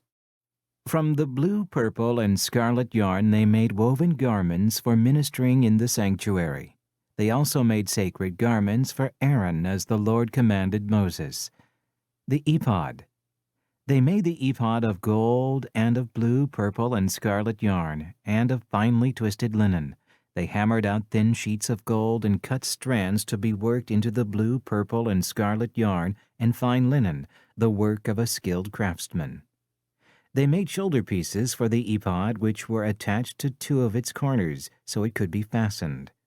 Its skillfully woven waistband was like it, of 1 piece, with the ephod and made with gold, and with blue, purple, and scarlet yarn, and with finely twisted linen as the Lord commanded Moses. They mounted the onyx stones in gold filigree settings and engraved them like a seal with the names of the sons of Israel. Then they fastened them on the shoulder pieces of the ephod as memorial stones for the sons of Israel, as the Lord commanded Moses. The breastpiece. They fashioned the breastpiece, the work of a skilled craftsman. They made it like the ephod, of gold, and of blue, purple, and scarlet yarn, and of finely twisted linen. It was square, a span long, and a span wide, and folded double. Then they mounted 4 rows of precious stones on it. In the first row there was a ruby, a topaz, and a beryl. In the second row a turquoise, a sapphire, and an emerald. In the third row a jacinth, an agate, and an amethyst. In the fourth row a chrysolite, an onyx, and a jasper. They were mounted in gold filigree settings. There were 12 stones, 1 for each of the names of the sons of Israel, each engraved like a seal with the name of one of the 12 tribes. For the breastpiece they made braided chains of pure gold like a rope. They made 2 gold filigree settings and 2 gold rings, and fastened the rings to 2 of the corners of the breastpiece. They fastened the 2 gold chains to the rings at the corners of the breastpiece, and the other ends of the chains to the 2 settings, attaching them to the shoulder pieces of the ephod at the front. They made 2 gold rings and attached them to the other 2 corners of the breastpiece on the inside edge next to the ephod. Then they made 2 more gold rings and attached them to the bottom of the shoulder pieces on the front of the ephod, close to the seam just above the waistband of the ephod. They tied the rings of the breastpiece to the rings of the ephod with blue cord, connecting it to the waistband so that the breastpiece would not swing out from the ephod, as the Lord commanded Moses. Other priestly garments. They made the robe of the ephod entirely of blue cloth, the work of a weaver, with an opening in the center of the robe like the opening of a collar, and a band around this opening so that it would not tear. They made pomegranates of blue, purple, and scarlet yarn, and finely twisted linen around the hem of the robe. And they made bells of pure gold and attached them around the hem between the pomegranates. The bells and pomegranates alternated around the hem of the robe to be worn for ministering, as the Lord commanded Moses. For Aaron and his sons they made tunics of fine linen, the work of a weaver, and the turban of fine linen, the linen headbands, and the undergarments of finely twisted linen. The sash was of finely twisted linen and blue, purple, and scarlet yarn, the work of an embroiderer, as the Lord commanded Moses. They made the plate, the sacred diadem, out of pure gold and engraved on it like an inscription on a seal. Holy to the Lord. Then they fastened a blue cord to it to attach it to the turban as the Lord commanded Moses. Moses inspects the tabernacle. So all the work on the tabernacle, the tent of meeting, was completed. The Israelites did everything just as the Lord commanded Moses. Then they brought the tabernacle to Moses, the tent and all its furnishings, its clasps, frames, crossbars, posts, and bases, the covering of ram skins dyed red, the covering of hides of sea cows, and the shielding curtain, the ark of the testimony with its poles and the atonement cover, the table with all its articles and the bread of the presence, the pure gold lampstand with its row of lamps and all its accessories, and the oil for the light, the gold altar, the anointing oil, the fragrant incense, and the curtain for the entrance to the tent, the bronze altar with its bronze grating, its poles, and all its utensils, the basin with its stand, the curtains of the courtyard with its posts and bases, and the curtain for the entrance to the courtyard, the ropes and tent pegs for the courtyard, all the furnishings for the tabernacle, the tent of meeting, and the woven garments worn for ministering in the sanctuary, both the sacred garments for Aaron the priest and the garments for his sons when serving as priests. The Israelites had done all the work just as the Lord had commanded Moses. Moses inspected the work and saw that they had done it just as the Lord had commanded. So Moses blessed them. Exodus chapter 40.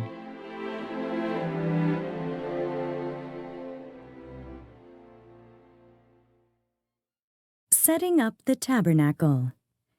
Then the Lord said to Moses, "Set up the tabernacle, the tent of meeting, on the first day of the first month. Place the ark of the testimony in it, and shield the ark with the curtain. Bring in the table and set out what belongs on it. Then bring in the lampstand and set up its lamps. Place the gold altar of incense in front of the ark of the testimony, and put the curtain at the entrance to the tabernacle. Place the altar of burnt offering in front of the entrance to the tabernacle, the tent of meeting. Place the basin between the tent of meeting and the altar, and put water in it. Set up the courtyard around it, and put the curtain at the entrance to the courtyard. Take the anointing oil and anoint the tabernacle and everything in it. Consecrate it and all its furnishings, and it will be holy. Then anoint the altar of burnt offering and all its utensils. Consecrate the altar, and it will be most holy. Anoint the basin and its stand, and consecrate them. Bring Aaron and his sons to the entrance to the tent of meeting, and wash them with water. Then dress Aaron in the sacred garments, anoint him, and consecrate him, so he may serve me as priest. Bring his sons and dress them in tunics. Anoint them just as you anointed their father, so they may serve me as priests. Their anointing will be to a priesthood that will continue for all generations to come. Moses did everything just as the Lord commanded him. So the tabernacle was set up on the first day of the first month in the second year. When Moses set up the tabernacle, he put the bases in place, erected the frames, inserted the crossbars, and set up the posts.